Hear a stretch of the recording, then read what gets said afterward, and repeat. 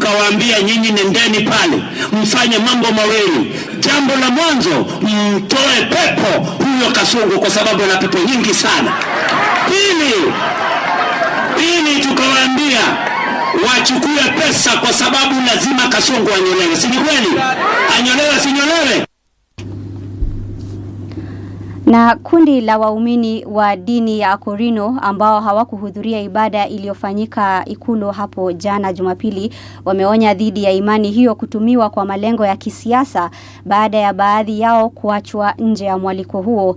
Waumini hao waliofanya ibada mbadala katika uga wa General Matengwajo Kandara na kumteua msemaji mpya wamemkosoa Rais William Ruto wakimtaka kutoigawa imani hiyo kwa manufaa ya kisiasa. Msemaji huyo mpya Simon Mwaura ambaye pia ni mwakilishi wa wadi ya Ngararia na askofu amesisitiza dhamira ya kuongeza kwa misimu ya imani hiyo na kuwataka waumini waliohudhuria ibada hiyo ya Ikulu kuepuka vitendo vinavyoweza kuvuruga umoja na amani ya dhehebu hilo.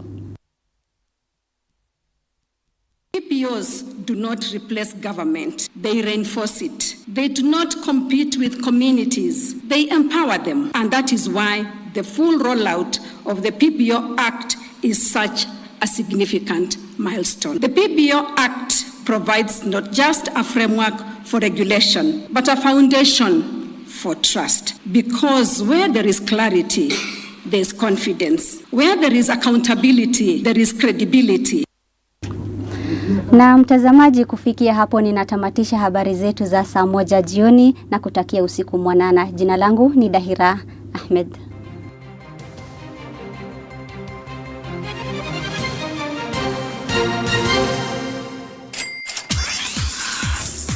Business news on Radio Generation. Good evening, I am Dahira Ahmed. The number of Kenyans connected to the national electricity grid has risen to 10.2 million as of December 25th, 2025. According to the Energy and Petroleum Regulatory Authority, connections increased by 182,195 from 10.17 million recorded in November 2025. However, EPRA notes that this growth is slightly lower compared to the same period in the previous year, which saw 194,654 new connections. An Energy and Petroleum Cabinet Secretary Opiyo Wandayi has told Parliament he will not resign over the disputed 4.8 billion shillings fuel importation deal done outside the government-to-government arrangement. Appearing before the National Assembly Departmental Committee on Energy, Wandayi said he followed proper procedure and acted immediately once the irregular shipment was identified. He maintained that there is no reason for him to step down, even as investigations into the matter continue. I must also discourage Kenyans not to engage in any mode of panic buying. It's unnecessary because, as I've said, there was enough stocks in the country. And the government of Kenya's primary responsibility is to ensure that we have got enough stocks now, tomorrow, and into the future. A responsibility that we continue to discharge meticulously as a ministry. So, in a nutshell, there's no shortage of fuel in the country. Our systems, from importation through storage and pipeline distribution to the retail network, are functioning as required. We call upon the public to remain calm and continue their normal purchasing patterns. We note with concern, indeed grave concern, reports of product hoarding and speculative withholding of stocks by some oil marketing companies in anticipation of price movements. This conduct is commercially opportunistic, contrary to the public interest, and is in direct breach of licensing obligations. And that's all we have for our business news. For more business updates, go on to radiogeneration.co.ke. Good evening, I am Dahira Ahmed. That's the business on Radio Generation. This week, power was tested in the corridors of leadership, economies shook under pressure, and the voices of ordinary citizens demanded to be heard. From breaking decisions in high office to protests in the streets, from moments of triumph to tragedies that stopped us in our tracks, these are the headlines that shaped our week. And beyond the noise, we search for what really matters, the connections, the context, the stories behind the stories. And this is your weekly news roundup on Radio Generation, where every headline has a heartbeat and every moment counts. A very good evening to you. How are you doing? This is Radio Generation, the Generation Report. My name is Mangala Movie. The time right now is 12 minutes past 7 o'clock. And you might have heard, there is a new sheriff in town and perhaps other sherifflets in town as well. So allow me to introduce my guest host that are going to be helping me have this conversation this particular evening. We have none other than the one and only Hanifa Adan. Hanifa, habari ya leo? Salama. Nilisikia story mingi juu yako over the weekend. What happened last week? Because I understand you started some fire somewhere. Najaribu kuzima moto mahali. Ulikuwa unajaribu kuzima, si kuwasha. Okay. Yeah, I was trying to. Ama ulifanya zote? At the same time, simultaneously. Yes. Dahira, good evening. Good evening, Bobby. Nice news by the I had the bulletin, a couple of things, and some of them we're actually going to be discussing here. But like I said earlier on, welcome to the show. Thank you. How does it feel to be here at this particular time when all your colleagues have gone? They're probably having dinner right now. Wewe uko kazini.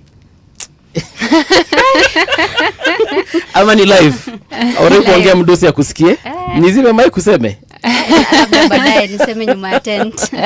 All right, ladies, let's get down to business. A couple of things have been happening, and I'm sure you've been keeping abreast of the news. Yes. And Hanif, I'll start with you. Oh. A couple of things that we actually spoke about them before we came on to studio. Yes. There's that issue with Kenyatta National Hospital. Yes. What on earth is going on there? Nurses have gone on strike. You know? They have, yes. There's a doctor online on Twitter who has been updating Yes. what is happening and has been happening for years in public hospital.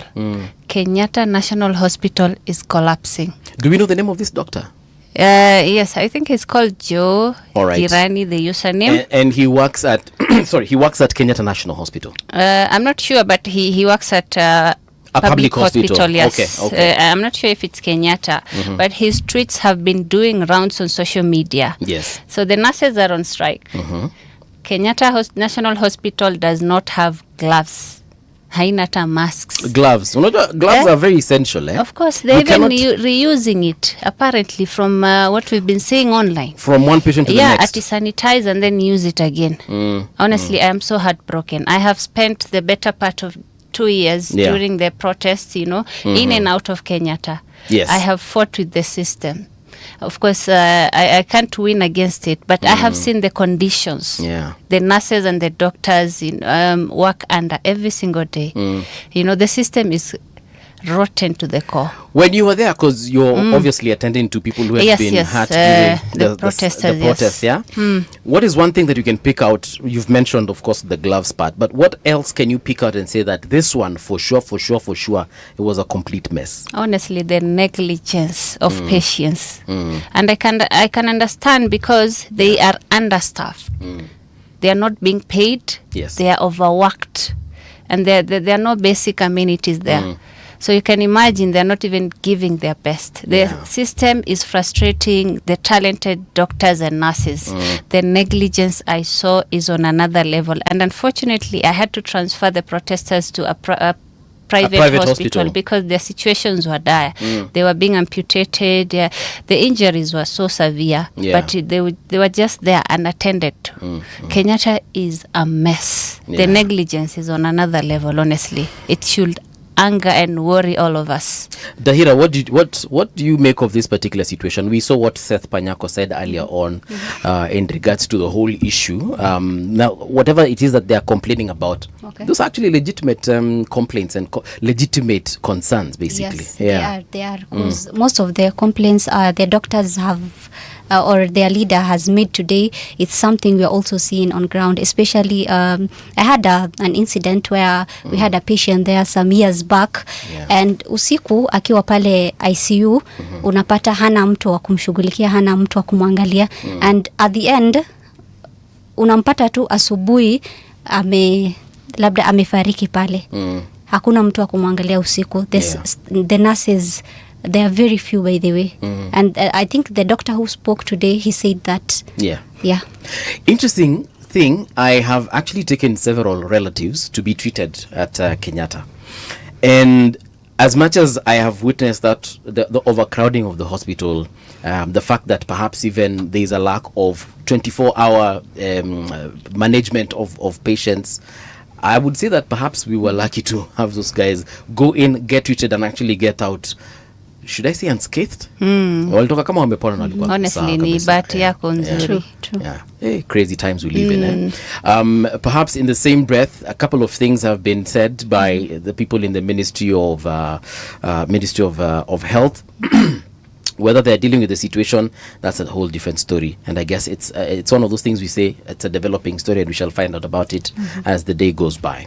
Something else that I also saw that we just want to touch on is this whole Kewata story. Kenya Women Teachers Association. Have you seen that story? Hey, what I can pick out from that entire story is what everyone is reading online. Some of it, because it was an expose done by KTN. Yes, they're the ones who brought this particular thing to the limelight. I saw a couple of things they said today, even on their newspaper. So apparently, this lady, I'm forgetting her full names, but she has hired several family members. Yeah, she's called. Okay, let me just dive into it. Honestly, this is something I want all Kenyans to pay attention to. This is so sad, and it is very worrisome.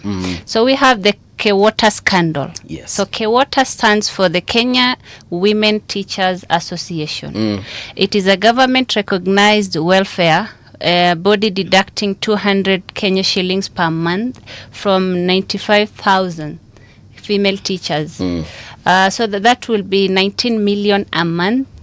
95,000 teachers? Yes, 95,000 female teachers. Female, yeah, it is a female teacher body recognized by the government. So it deducts 200 from 95,000 female teachers. Yes. So wanakatwa 200 all the 95,000 female teachers. Okay. So every month.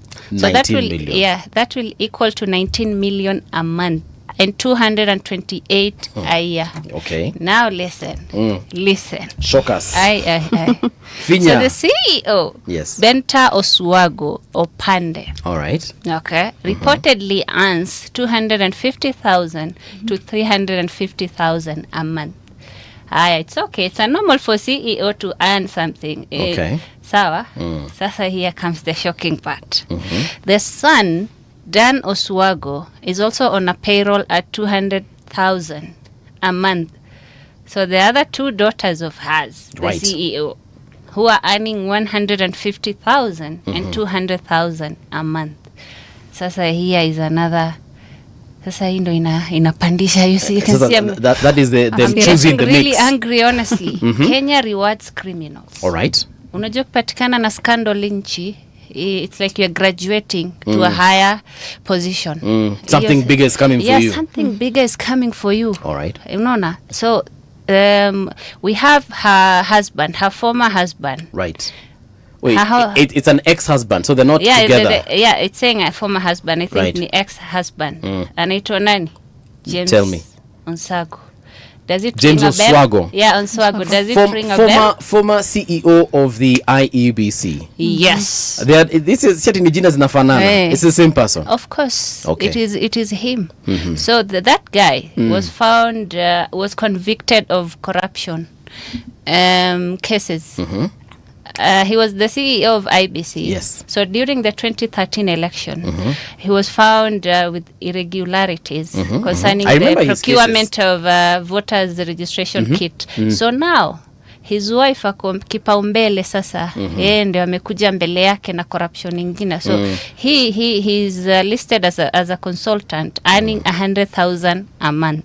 As a consultant for Kewata now. Yes. Umesema Kewata iko recognized by Gava. Yes, it is a government recognized body. Just like we have Kupet, and we have, I think, NAT. Yes, sasa the shida hapa inakuja kuwa the female teachers say that they are deducting it without their consent. If you watch the documentary, yes. And they even sued Kupet and TSC last year for the in same. June. Yeah, they sued them. They sued them for unauthorized deductions for those monies. Yes, last year. That was last year, 2025 June. So whenever they receive a payslip, I'm not a teacher, so I don't know how their payslips look like. Yes. So when there's NSSF, there's pay, there's SHA, there's Kewota. Yeah, Kewota deduction 200. So wanataka kujifanya wako wanajua until right now. Yeah, they're asking, ini pesa ya nini mnatukata? I did not give consent for this. Na mnatukata kwa nini? And they even sued the relevant bodies. But say Kewota is a whole family business. Yeah. You know, benefiting from the backs of innocent teachers. Where? And was it part of the agreement when it was coming up as an organization? And you see, that's the thing. I have so many unanswered questions as far as this scandal is concerned. I'd like to understand, because when you receive a payslip, you know everything that is being deducted. So kama wewe ni mjanja na unaelewa payslip yako, ukiona kitu ambacho uelewi, you just ask, and there's no. Yeah, that is why they sued them in July of last year. Last year, June. Okay. They sued TSC, the Teacher Service Commission, for making that deduction. Yes. Okay. You know, but the TSC is also here. The TSC director allegedly received 100,000 in January 2024, suggesting possible regulatory capture. So apparently, TSC is allegedly. So the might be captured. You said the CEO has received 100,000. No, the TSC. Now that is the Teacher Service Commission received director. 100,000. Yes. From Kewota. Yes. Unaona, unajua walimu wanalipwa na nini, wako under TSC. Yes. Unacheki. Yes. So TSC apparently were bribed by Kewota with 100,000. Maybe monthly. Well, unajua walimu. Oh, monthly. Yes. But Sasa, still. I know. But still 100. I'm not saying that it should be bigger, but I'm just saying 100,000 in why a so cheap and decent? If you're gonna bribe me with a bigger amount, you know. Honestly, I'm so hurt reading all of this. Yeah, it is. Teachers are already underpaid, and there's an unauthorized deduction every single month. Yeah. Na imekuwa family business. So walimu wanateseka, they're paying for accommodation, for fares and everything. Na kuna watu wanapokea hizo pesa tu. On Sango family, they benefit. And I'm sure they're not doing anything kwa your body. What is it that requires so much much money? Yeah, true. You know what? Like I said, developing story. So we shall definitely discuss it as it arrives, even in subsequent bulletins. Our next item here for discussion is the Osotsi incident. Vihiga senator who was attacked a couple of days ago.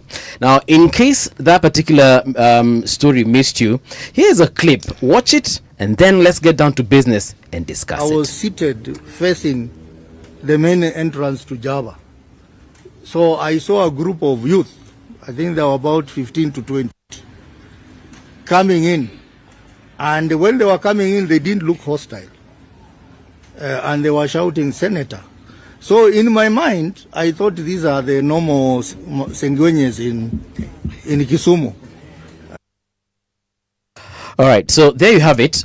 It's a clip of the senator describing his ordeal. Alisema alikuwa nadhani ni mabesti wamekuja tu kumgotea juu yeni ni celeb, or rather ni senator, akadhani ni mafans.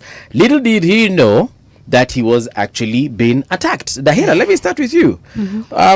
Did you see that thing? Yes, I did. What do you make of it? Actually, it's unacceptable, first of all. And also, all these political intolerances happening in the country, to some point, it's taking us back. It's bringing a picture of 2007, which is very wrong, and we don't want to go back there because we are heading to the main elections. That's why most of these things are happening. And sorry to say, I don't know why it's happening mostly to the opposition. Yeah. I don't want to say it's the government doing that, but something has it's the NCIC. Yes, the National Cohesion and Integration Commission. Yes. Yes. Once it's approved, I think in the few weeks to come, the president will approve that. I think they have a lot of work. They do. They have a lot of work on their entry. You know, a lot of rumors, Hanifa, that came out from this whole situation. Oh, mara ilikuanga ni mpango wa kando, alikuanga na yeso, akatumiwa, watu wa teach a lesson. But again, even eyewitnesses say that there are some people who are saying that the people who attacked him rather were saying that, you know, why are you opposing the broad-based government, Noko ODM? Yes. Did you hear any of this? Yes, I did. I was honestly really shocked. Yeah. A whole sitting senator is being attacked by goons. They even stepped on his head. Yes. They kicked his mouth. They kicked him on the face. Yeah. Na wakamkanyaga uso. Unaona? So what does it tell you about the law in this country? Unaona? A whole sitting senator, sisi ordinary people tafanywa nini?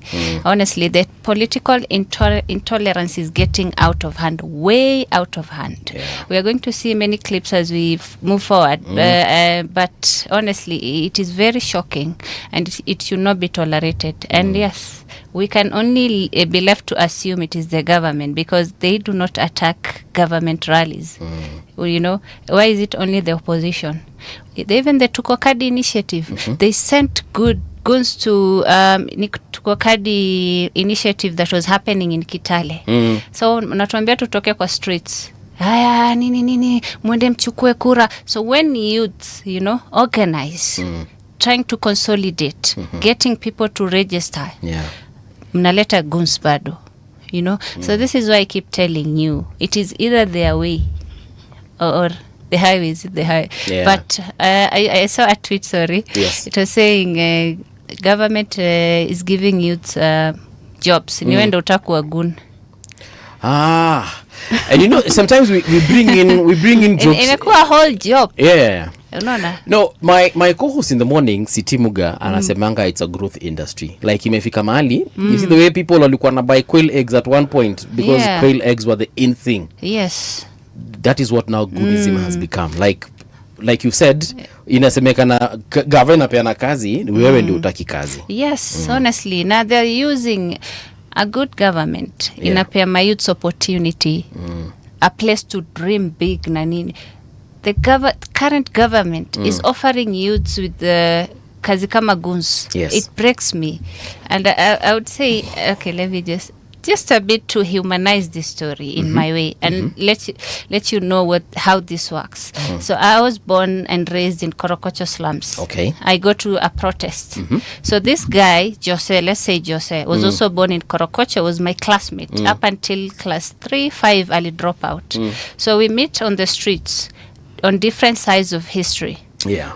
Okay, I was privileged enough to get an education, to go to a university, and I'm working now. But he was denied that opportunity. Yes. So I need people to understand how politicians intentionally keep youths uneducated. They keep them morally, I don't know, yani it is intentional. Yeah, they're suppressing them with poverty. Ndo weke your position, the lack of education, they're making it inaccessible for them.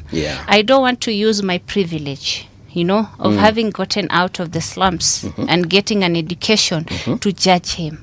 You know, I know it's wrong, and I used to be so angry at them. Naonele tukishika moja wao. But it is the political elites who are misusing these guys. These folks, yeah. But anyway, I'll ask this question after this next clip, because the PS, the principal secretary in the Ministry of Interior, that is Raymond Omolo, did make a statement in the light of all this, do I call it goonism and fighting and political intolerance? Let's listen. For sure, there's action that is being taken, and of course, I would want to wish him well.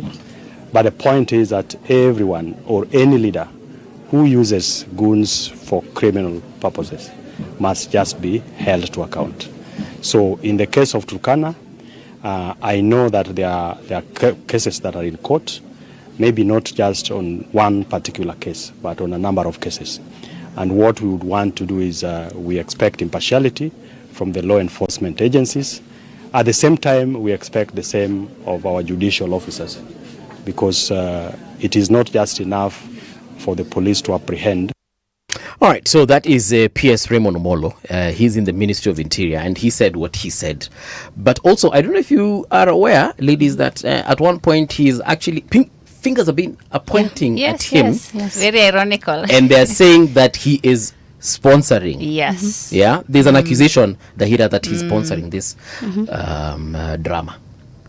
Yes, I heard the opposition say that, and I think even CS Interior Kipchumba Murkomen also spoke about the incident, the attacks on the leaders, and for me, I can say, do we call them cover-ups?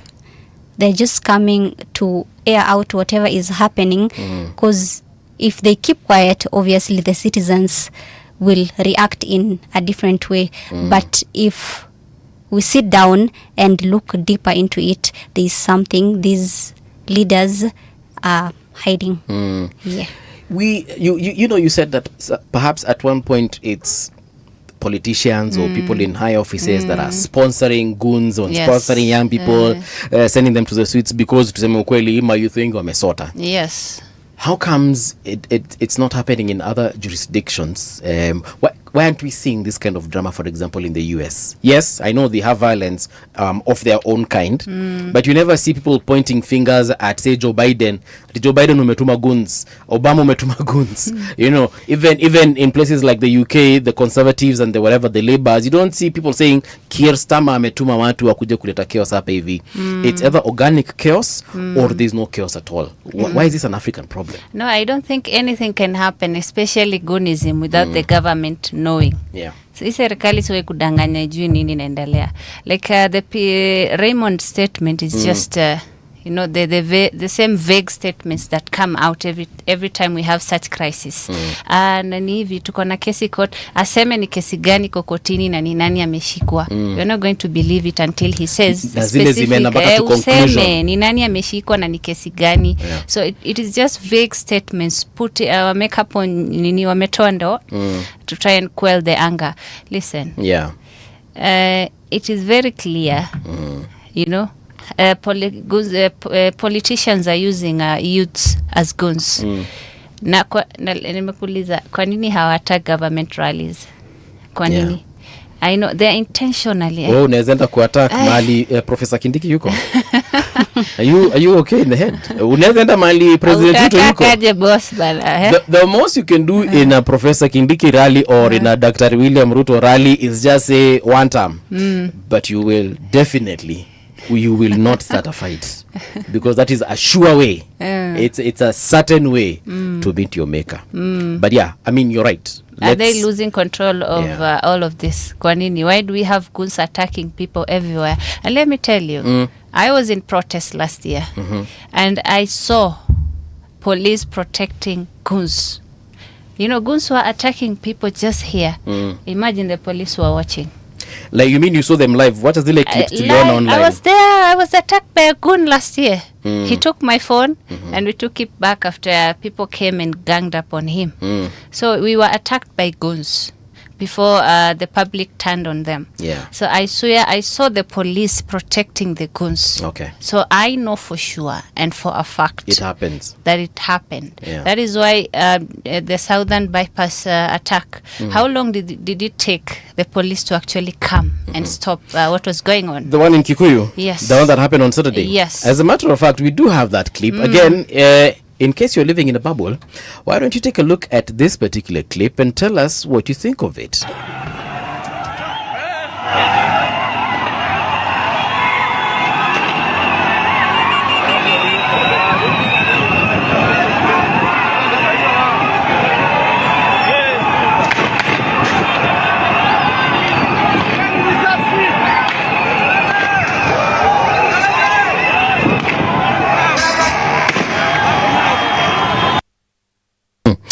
Ladies, let me ask you something.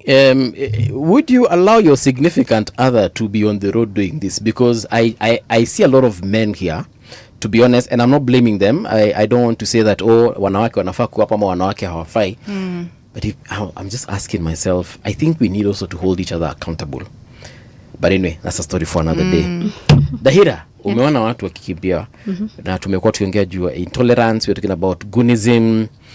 But here is a multitude of young people doing something in the streets. There are those who, of course, who are in support of former DP Gachagua, but there are those who are just there to cause chaos, mayhem, and you name it all.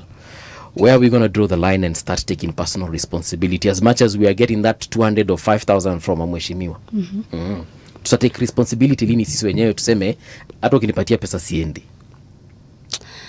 The moment we learn to control the moment we learn to control our, it's called what, the urge for getting that money, or to reduce this. Actually, it's the government who are supposed to intervene, because this just shows us that these unemployed youths in the country are eager to get that 200 shillings, cause hawana ni haja gani nikae kwa nyumba na kuna mahali neza rudi na 1000 jioni, unaona? You know, there's we had a guest this morning. I'm forgetting the name. It was Joachim Simiyu. Yes, he's the Secretary General for Safina Party. Na alikuwa anasema, you know, you keep on taking this money from your mheshimiwa, whether it's 200, 500, whatever amount of money that he's giving you. Na akasema, na wewe, the moment you take that money, stop asking for roads, because munakula na yeye.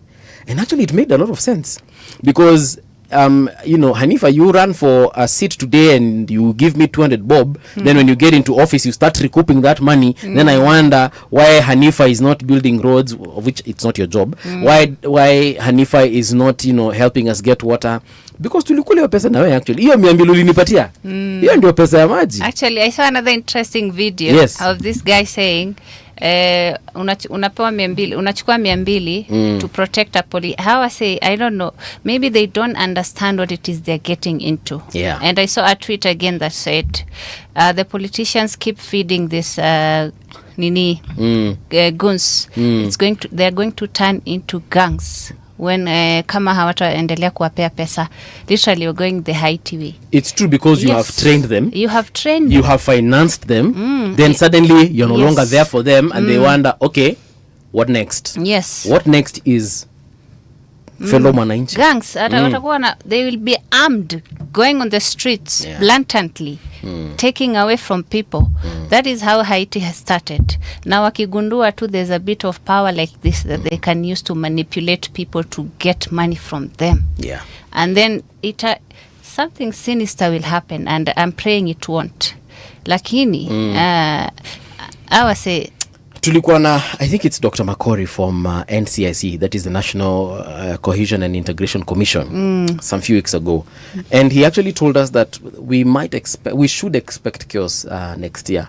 Now I'd like to be part of the group that says that hapana Wakenya bwana, we learned from 0708, but I'm also part of the team that thinks we have got to look at reality and just be honest about the situation that we are facing currently right now.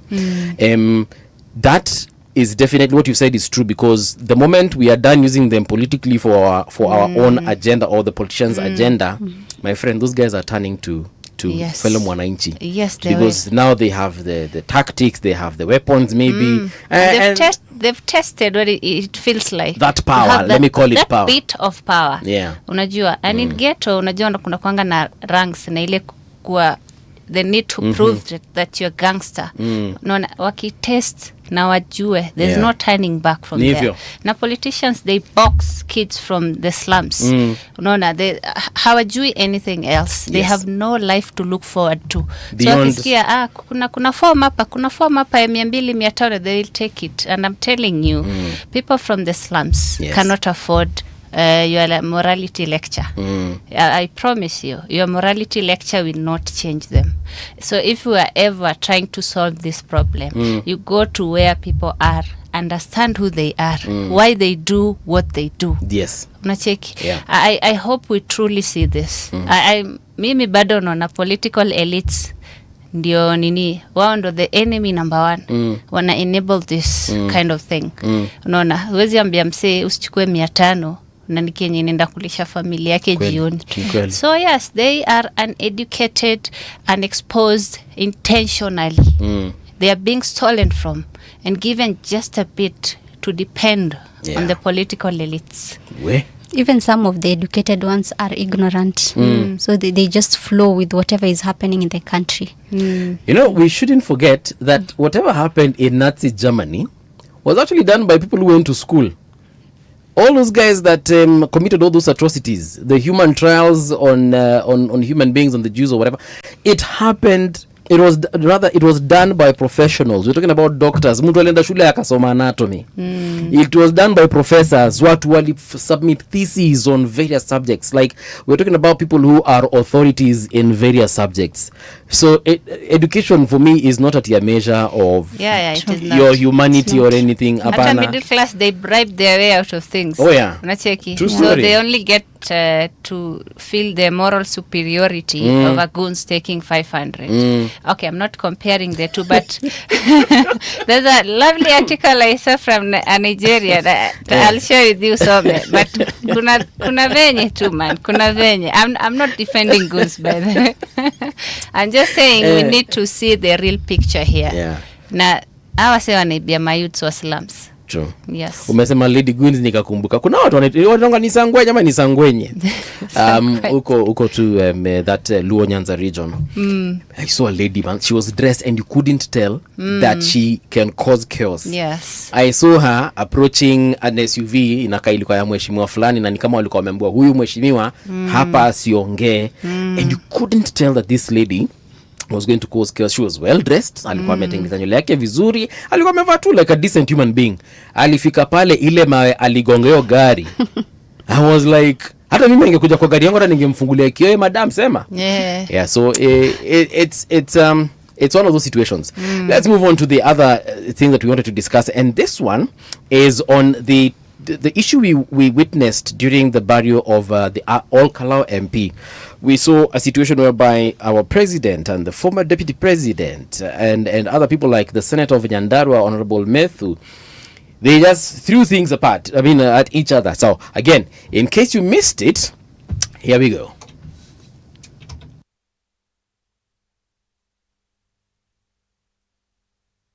All right, we might be having a sound issue there. Let me see. All right, there we go. Vijana utembea na hawa watakuweka kwa shimo. Hawa akina Ichung'wa nilikuambia wataweka kwa shimo. Mimi nilikushauri rais, nikakwambia hawa watu ya mlima hawapendi usaliti. I told you that betrayal is not forgiven among our people. You chose to listen to Kimani Ichung'wa. Sasa hii jamii imekukataa. Na nilikuwa nimekuambia. Sasa huyu Ichung'wa alikuambia atirigijia atasaulika baada ya wiki mbili. Sasa ni miaka ngapi? Mr. President, nakuomba ndugu yangu. You are my brother. I want to request you. Tafadhali, tafuta amani na hii jamii. My brother, tafadhali tafuta amani na hii jamii. Dahira, let me ask you, what do you think about the truthful man? Our former DP, Rigathi Gachagua, he took 28 good minutes. Akasema kila kitu yenye alikuwa anataka kusema straight to the point. Though he was trying to show some supremacy in his region though, because unaona venye alianza kusimamisha mbele ya president. I don't know if that's not supposed to happen, or it doesn't happen in most situations, but Rigathi Gachagua took the stage akasema, "Hey, huku ni kwangu, utaniletea nini." He took his sweet time. Yes. He paraded even a choir. They sang as much as they sang off key, but I am not a judge. But alisimamisha watu hapa, kaita wabunge wenye wako under his umbrella, akasema huyu ni wa wapi, na life ikaendelea. Na president alikuwa hapo very very patient. Very annoyed. Was he annoyed really? Yeah. He was annoyed. You could tell after his next speech, right after him. Do you think President Ruto gets annoyed? Of course. Yes. You always see him all riled up when he's speaking. My friend. Hata alikuwa na meza mate ya uchungu. Hiyo siku ya mazishi ya mheshimiwa. And he was saying. But no leader cared about what the family felt. Au bora wameongea, washasema whatever they wanted to say. Wakatoa pesa yao. But what do you make of the specific things that they said? For example, Senator Methu said, nakuheshimu, lakini sikuogopi. DP Gachagua, former DP Gachagua akasema, look, huko tunanga shida na watu, na akambia watu, by the president akisimama mumpatie heshima yake. Yeah, na useme one term. Na nisitaki kusikia maneno ya one term. So Okay. Am I supposed to be honest? Be honest. Well, this is the same thing I said when he made the speech. What I got from his speech was that calling him my good friend, you're letting Ichungwa get between us. It was like a buyback clause. Something you call a buyback. You like can see me, slide in my DM. Watch me, choose me, love me. Really? Yes. Jona vitu alisema, whether I was attacked by his fans. Yeah. But that is majority actually agreed. Yeah. What I got from that speech, honestly. So, huyu ni mse amespend months and months in rallies insulting the president. Nini. So all of a sudden he came there, like my sister said, trying to show off his superiority there. Anasema, nyamazeni, the crowd, I need you to not say this. The crowd listens. Respect the president, he listens. Okay, you can tell my prediction was accurate because President Ruto came after and said, I do not need you to do this or do anything I'm at the all. President, I can go anywhere. Yeah, I can go anywhere I want and do whatever it is I want. I do not need you. So it was an accurate prediction description of what happened. Yeah. I mean, mwanatu mse anataka kurudi. Anamwambia wewe, nilikuambia hii, unacha Ichungwa ingie katikati yetu, choose me, see me, love me, take me back. Take me, I am very useful. So mimi honestly naona hizi vitu zote anafanya vipindire ni ile tu ndo ashkan ikwe ni kama ukietana na ex wako then unakuja unaenda una lose weight ushaiwacho alafu unataka kurudiana. Mr. but I get your point. Yes. I get your point nonetheless. The president did respond. Do we have audio on this? Let's see. Kazi yake kama wewe ni mtu ya kupiga nduru na kelele na kuzunguka sijui nini sarakasi, hawa wananchi si wajinga vile mnawaona. Wanajua ya kwamba huyu anafanya kazi, huyu ni wa matusi, huyu ni wa makelele, huyu hana mbele wala nyuma. Mimi sina vita, mimi naelewa nilipigiwa kura na watu wa Mlima. I understand that. Mimi si wazimu na mimi si mjinga na mimi si mlevi. I know what I'm doing. Na mimi urafiki, mimi nimetengeneza na watu wa Mlima hii. Sio urafiki ya siku 2, 3 ama 4. Na mimi naelewa mtu asiniletee vita yake alete kati yangu na watu wa Mlima. Mimi I know how to work with the people of Mlima. Mimi I know how to work na people ya Mlima. I take back my words. Earlier on I said he doesn't get angry, but that was an angry president. Yes. Yeah. But his deputy did, I think, make an apology, if I'm not wrong. There are a couple of things that Professor Kindiki said. Yeah. Let's just listen to the professor.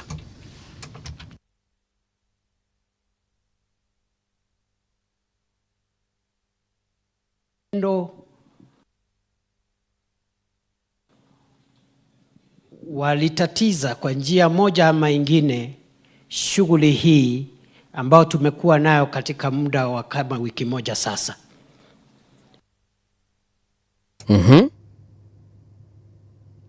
All right. Ala, DP amenyamaza.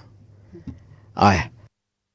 Anyway, we know he went ahead and said, I mean, the professor that is, he went ahead and apologized for all the politicians that were at Mazishia, the late MP. He apologized for both the government politicians and something that has never been done before, even the opposition.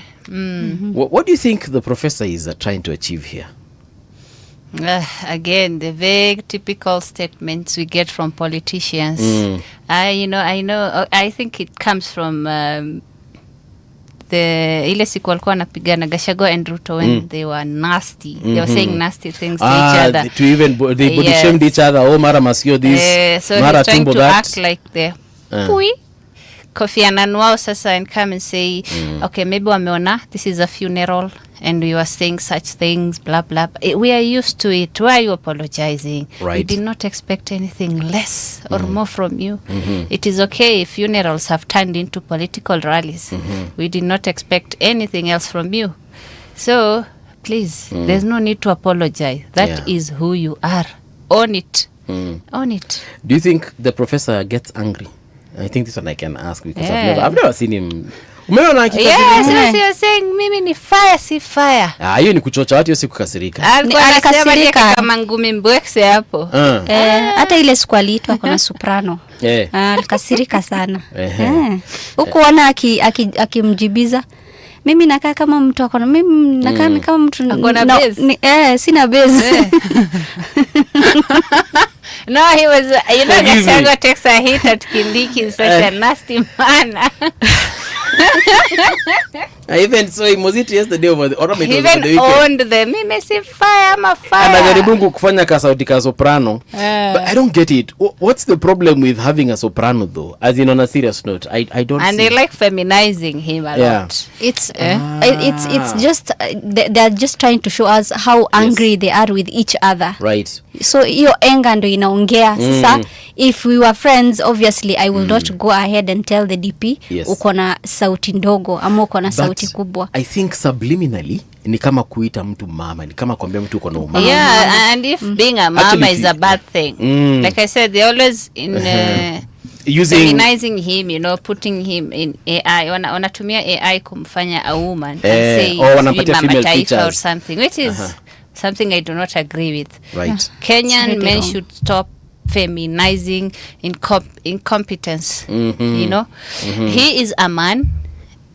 And he's equally incompetent as a man. Stop using AI, dressing him up as a woman, and saying, "Sijui mama taifa." No, the deputy president is a man. He's a man. So attack him as a man. As a man. If you're insulting him, insult him as a man. Yeah. Even the umama thing, sijui nini.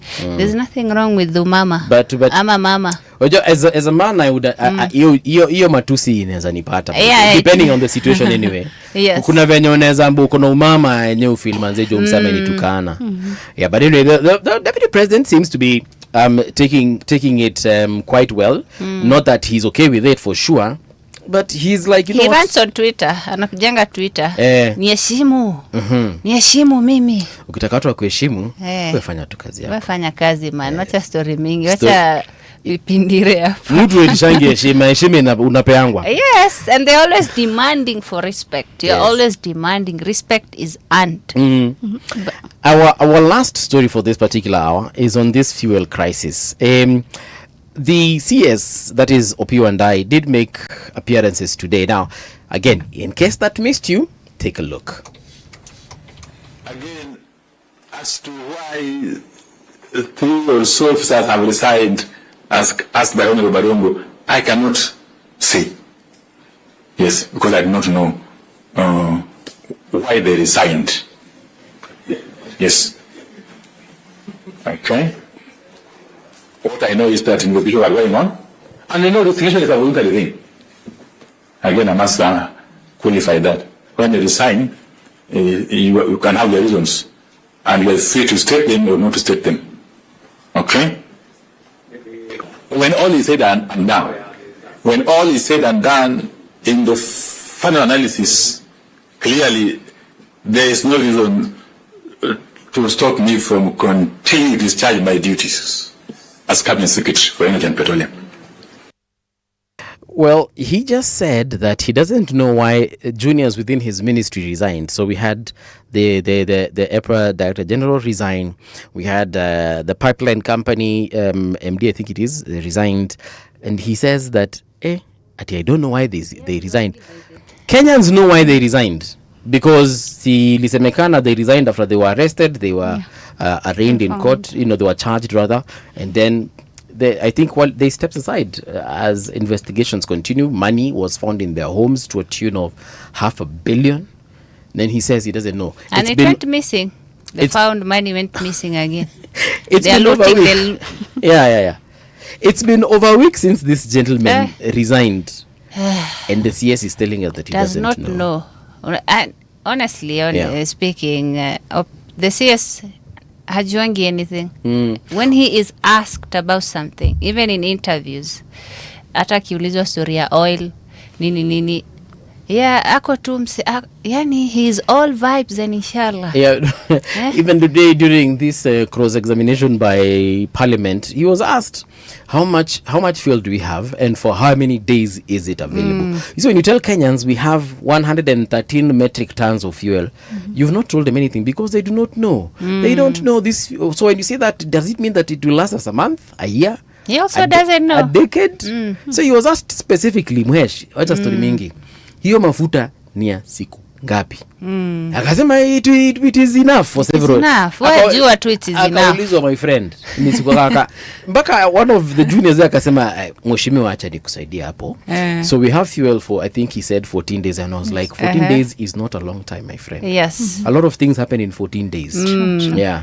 A lot of things, people give birth and they heal from the delivery in 14 days. So you cannot tell us that we have fuel for 14 days, man. Yeah, we need concrete. And is that facts. Not an admission of incompetence? I honestly think it is. It is also. If you haven't seen what is going online, we have online ghosts, aka government apologists, who have a tag and a hashtag defending the CS, and that is even a bigger admission of guilt, I think. Why are you hiring bloggers to clear your name? Yeah. Why?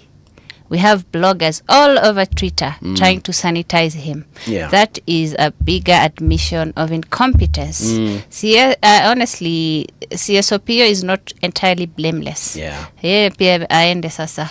He should resign. Yeah. When you have people working under you, Dahira, at the end of the day, when things look bad with you, then chances are hata uko chini ni kubaya, because kungekuwa chini huku vizuri mtu angekusaidia kwambia tu boss, ukienda pale wakikuuliza mafuta ni siku ngapi, sema 2 weeks. Wakikuuliza mafuta imefika wapi, sema Strait of Hormuz.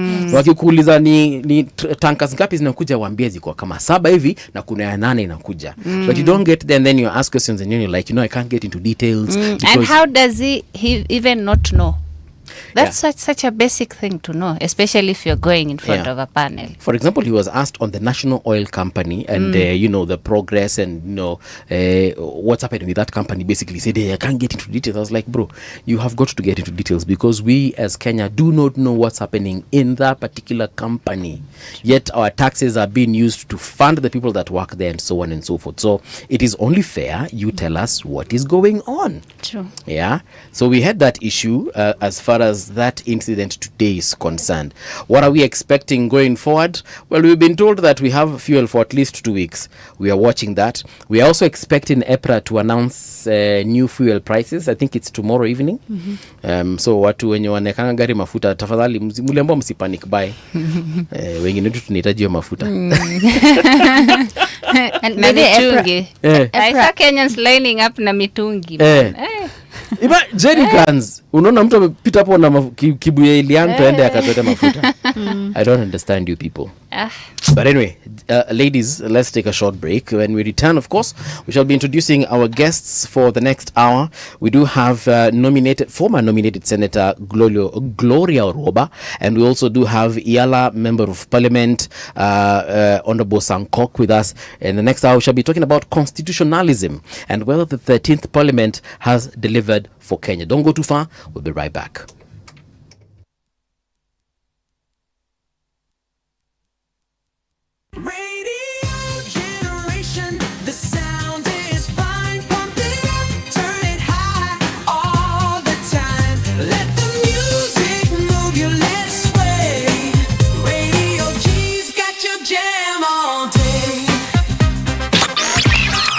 Radio Generation, the home of urban soul. This week, power was tested in the corridors of leadership, economies shook under pressure, and the voices of ordinary citizens demanded to be heard. From breaking decisions in high office to protests in the streets, from moments of triumph to tragedies that stopped us in our tracks, these are the headlines that shaped our week. And beyond the noise, we search for what really matters: the connections, the context, the stories behind the stories. And this is your weekly news roundup on Radio Generation, where every headline has a heartbeat and every moment counts. When leaders speak, can you listen? The system or the intelligence, they are very clever. You can be balanced in one way or the other without knowing they are balancing you. And every morning they speak here on the People's Breakfast. It cannot be that we will only be the leaders of this revolution when we come to the media stations. But then when people die, we do not say that we are the ones who sent them there. Don't miss the People's Breakfast tomorrow morning on Radio Generation 88.8 Nairobi. This week, power was tested in the corridors of leadership. Economies shook under pressure, and the voices of ordinary citizens demanded to be heard. From breaking decisions in high office to protests in the streets, from moments of triumph to tragedies that stopped us in our tracks. The connections, the context, the stories behind the stories. Introducing Patricia Wayoa, and this is your weekly news roundup on Radio Generation, where every headline has a heartbeat and every moment counts. A very good, I almost said good morning, A very good evening to you. I'm used to being here in the morning, Nimbaka ikitu inaingia kwa system bado. But good evening. My name is Mungala Mbuvi. This is Generation Report. It's your weekly news roundup, checking what has been happening in the last couple of days up until today. Of course, a lot has happened. In the first hour, we did recap on some of the things. For example, the goonism, the political intolerance that is going around the country and also being displayed by various politicians. But in studio in this particular hour, we want to talk about constitutionalism. Hey, your word, constitutionalism, and specifically focusing on whether Parliament has delivered for Kenyans. What has been happening since they took office in 2022, since they were sworn in? Have they done anything? That is the question that we are contending today. Hanifa, what do you think about the 13th Parliament as it is constituted right now? Would you say there's anything they have done that you can say, kwa hiyo yote, kwa zile vitu zote mmefanya mbaya, hii moja nimewapatia tik? Am I allowed to be honest? Ha ha ha. We are the home of hard truths and bold insights. Honestly, yes.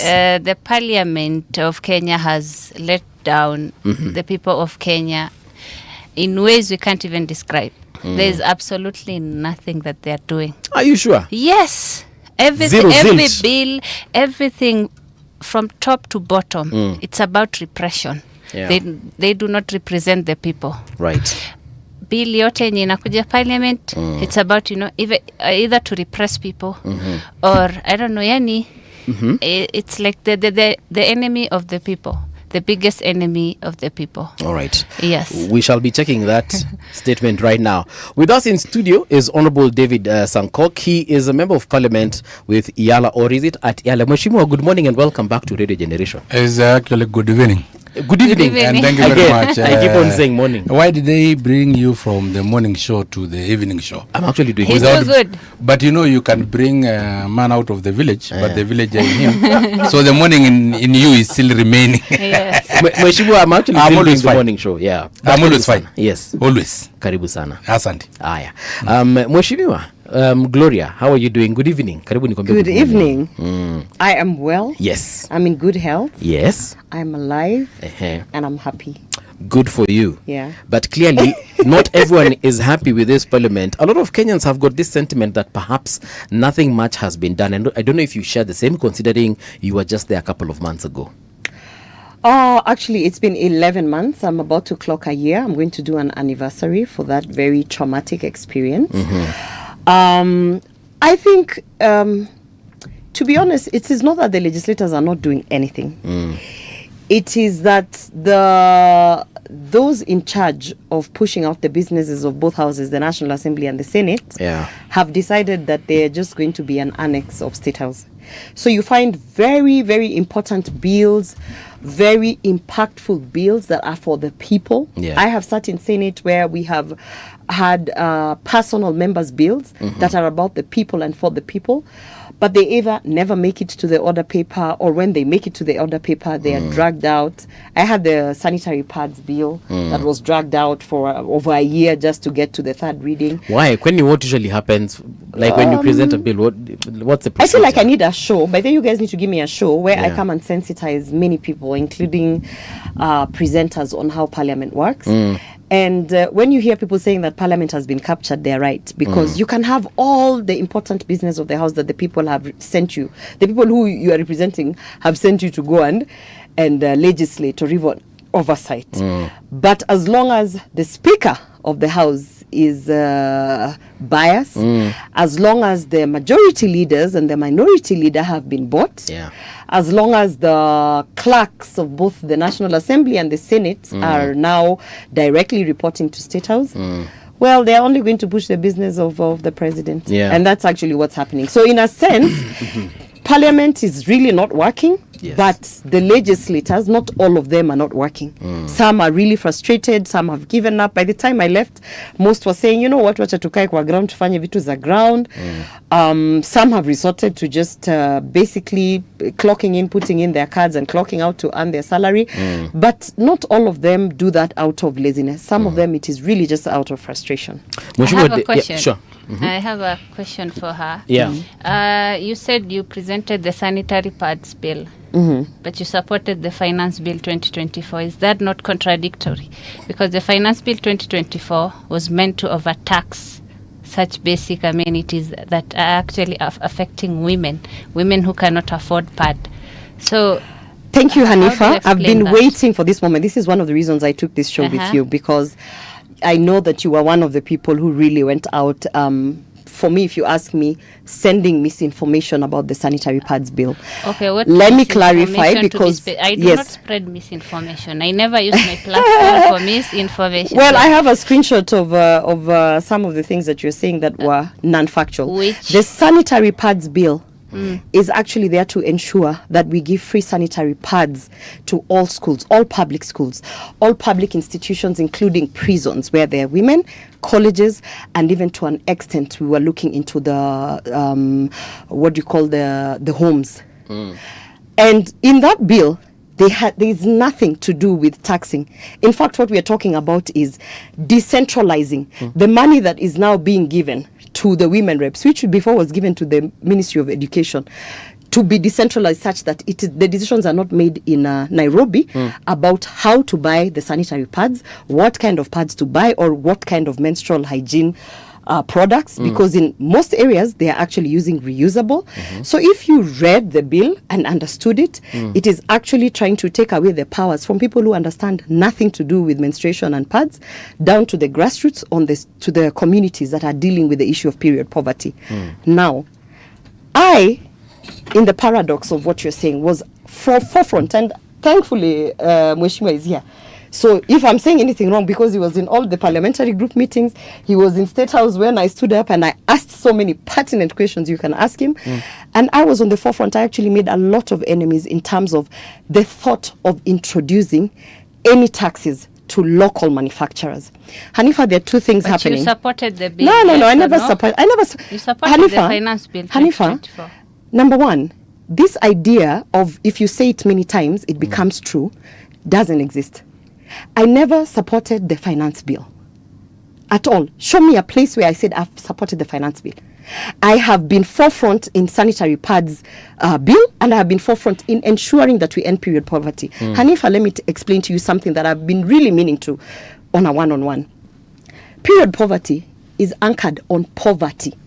The fact that women, girls, parents, households cannot afford. There are two issues here. You have those people who are importing sanitary pads from China, from India, from all these places. They're getting them for absolutely, let's say, throwaway price. We have a piece of policy where it says all taxes, including importation tax of all menstrual hygiene products, are out, right? They introduced the levy for what did they call that levy for if you are using plastics? What do they call it? Eco tax something. If you're using plastics that can be disposed. Yes, they introduced it. Sankok is sitting here. The moment it hit the table and we asked the MP for Molo, is this thing going to affect sanitary pads, diapers, and just the menstrual hygiene, including medical equipment? That is where our fight began. You're having a yes. And by the way, Citizen TV and all other media houses were there when I tabled my paper saying to the finance committee, telling them that you can do the eco levy with those people you want to do, don't touch the sanitary towels, don't touch the menstrual hygiene products. To some extent, don't touch what we call menstrual cups, which are actually classified as medical equipment and not menstrual hygiene products. Now, I need you to understand something. The guys who were given the tenders to go and bring in the sanitary pads for the budget that is in government, all of them went to China. All of them went to China to import sanitary pads from China. Okay. They came with an argument that there's no local manufacturer. And I remember during Gen Z, I was the one that released the list of 12 local manufacturers. I have proof here that we supported the bill. Tell me. It's actually on the parliament website. Senator Gloria Oruoba supported the bill. Oh, so proof, someone puts it up and then they say I support the bill. Would they actually lie? Yes, they would. Number one, yes, because number one, I'm a senator, Hanifa. I don't vote. I'm nominated. Okay, I don't vote in any house. You supported the bill. You have to give proof of how I supported and I give you the proof. Are you saying the Parliament of Kenya is lying? Hanifa, Parliament of Kenya kicked me out on the basis that I blew the whistle. What do you think?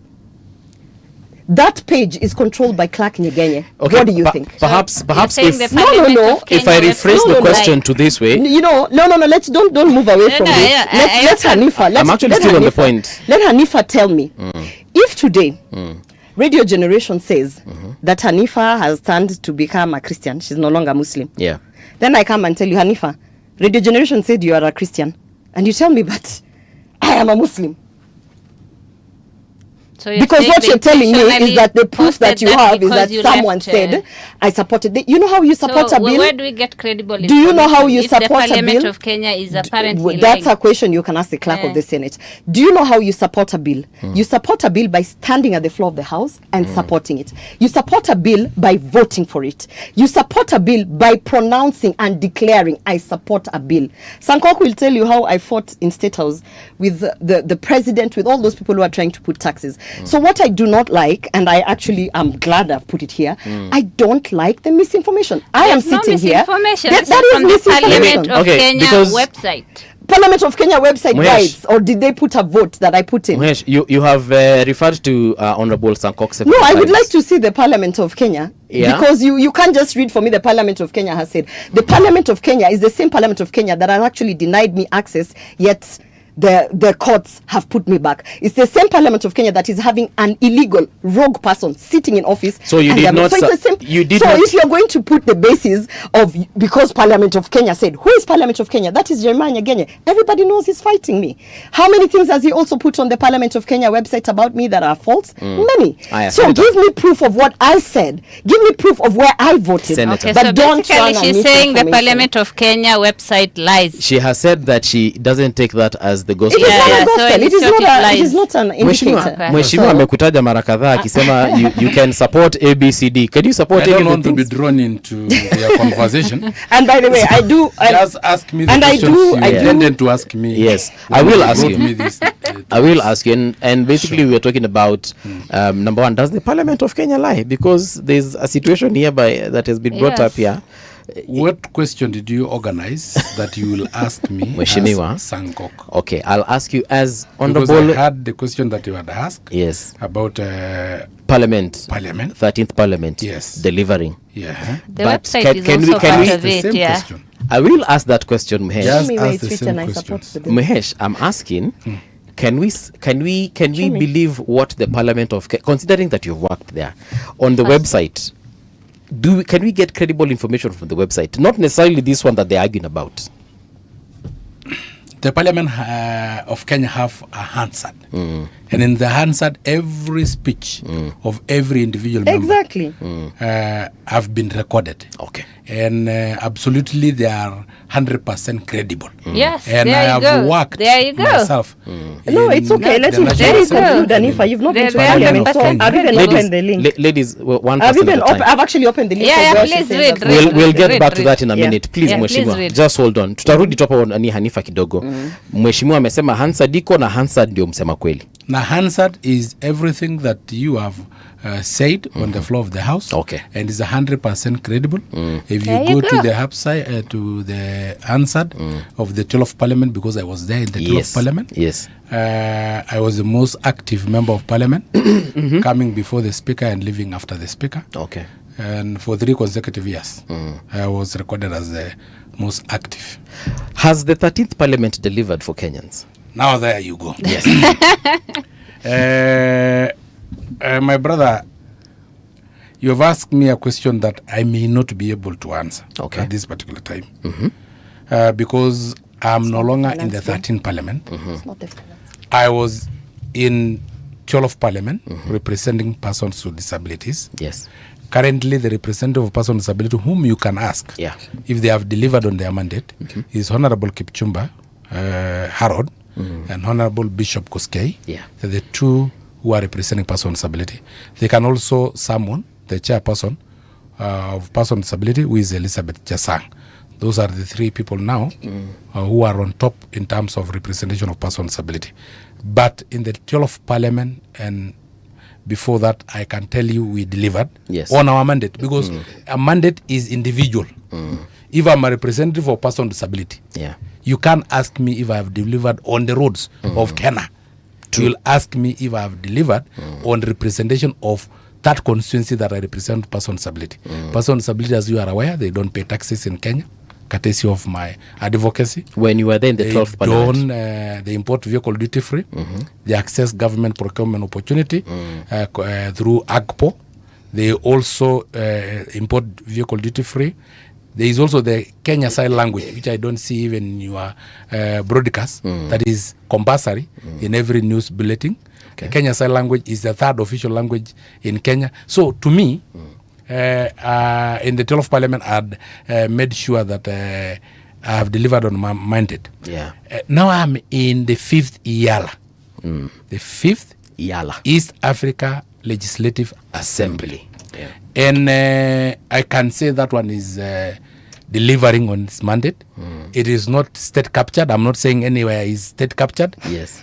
In the East Africa Legislative Assembly, we have already admitted a further 3 countries, Democratic Republic of Congo, Republic of South Sudan, and the Federal Republic of Somalia. So we have expanded. In the 5th Parliament, that is IALA, East Africa Legislative Assembly, personally, I have the Blue Economy Bill, which was passed so that we can take advantage of the 38 freshwater lakes that are within the East African community. We can take advantage of the 6,500 kilometers of coastline that East African community is blessed with as an economic bloc.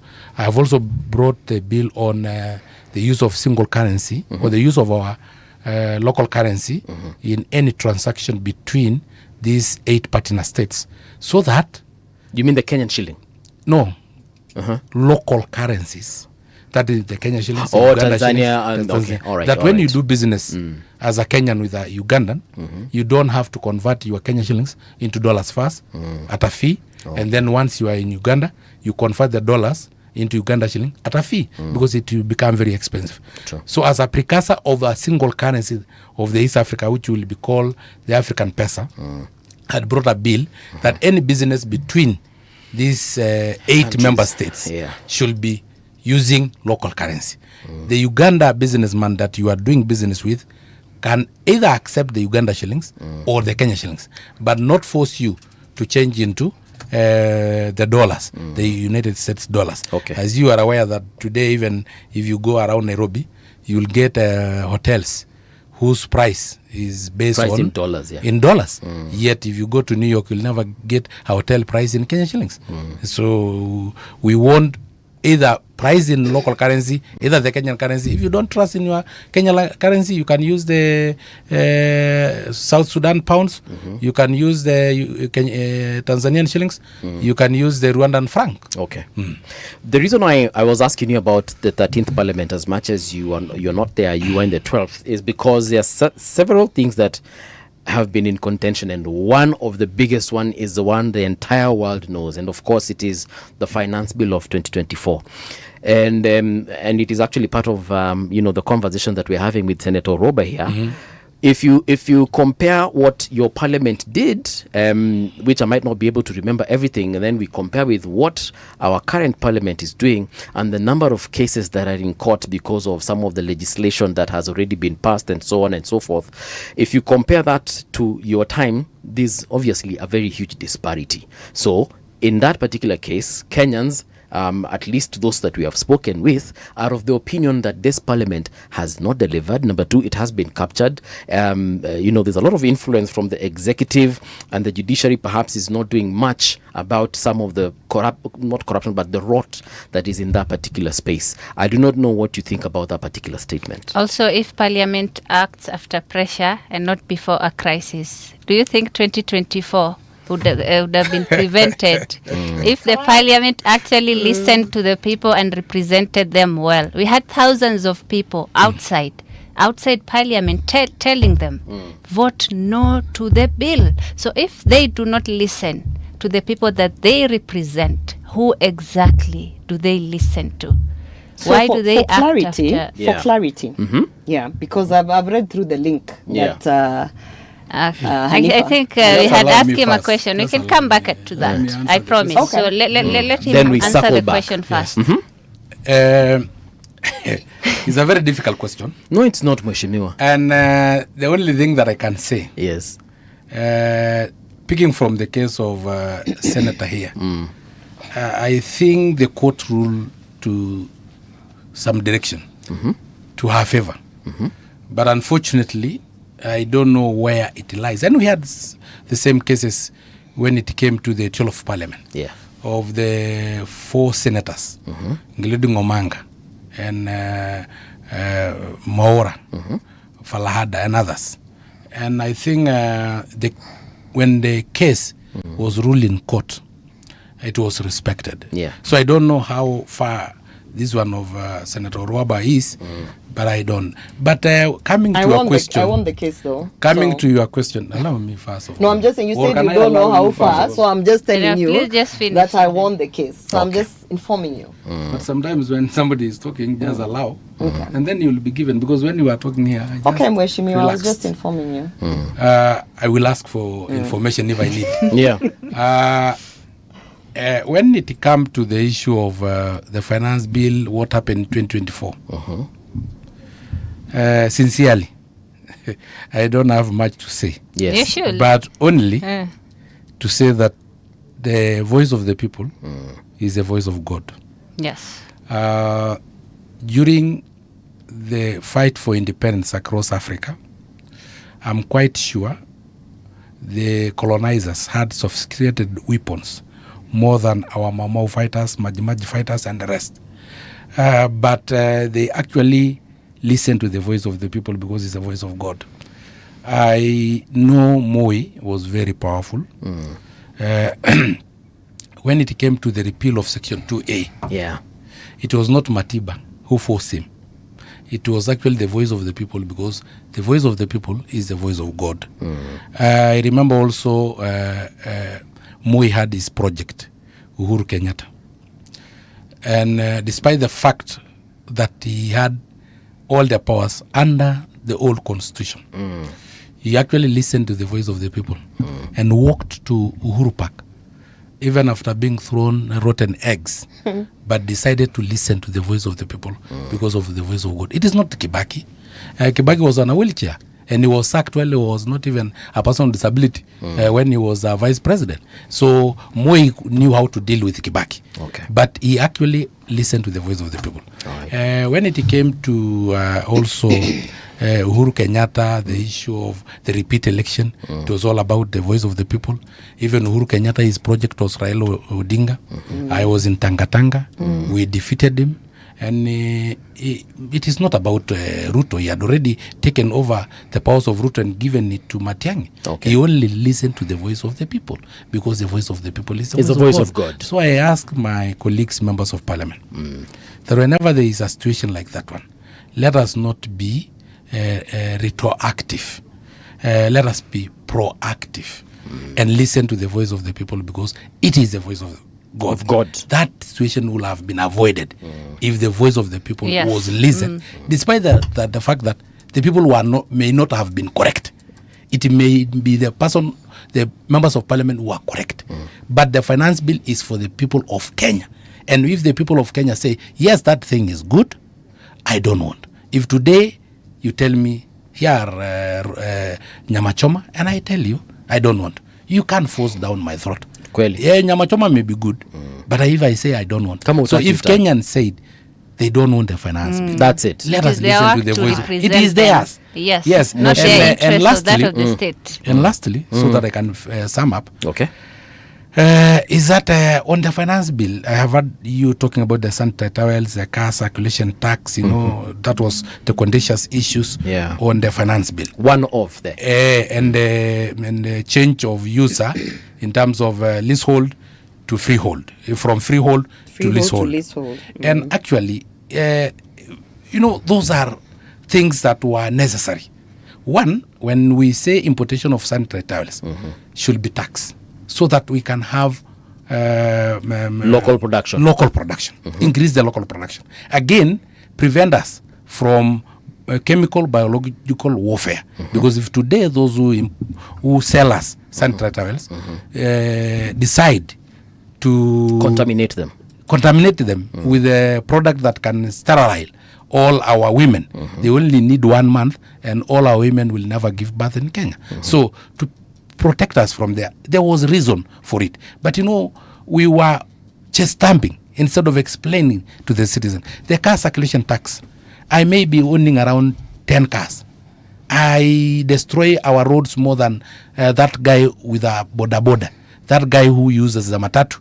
Because my wife get out with a car, my child get out with driving their own car. I have drivers who drive cars. I have lorries. There is even a friend of mine who have 1,200 lorries. You can imagine those trailers, how much they can damage our road. And we use the taxes from bread to repair our roads.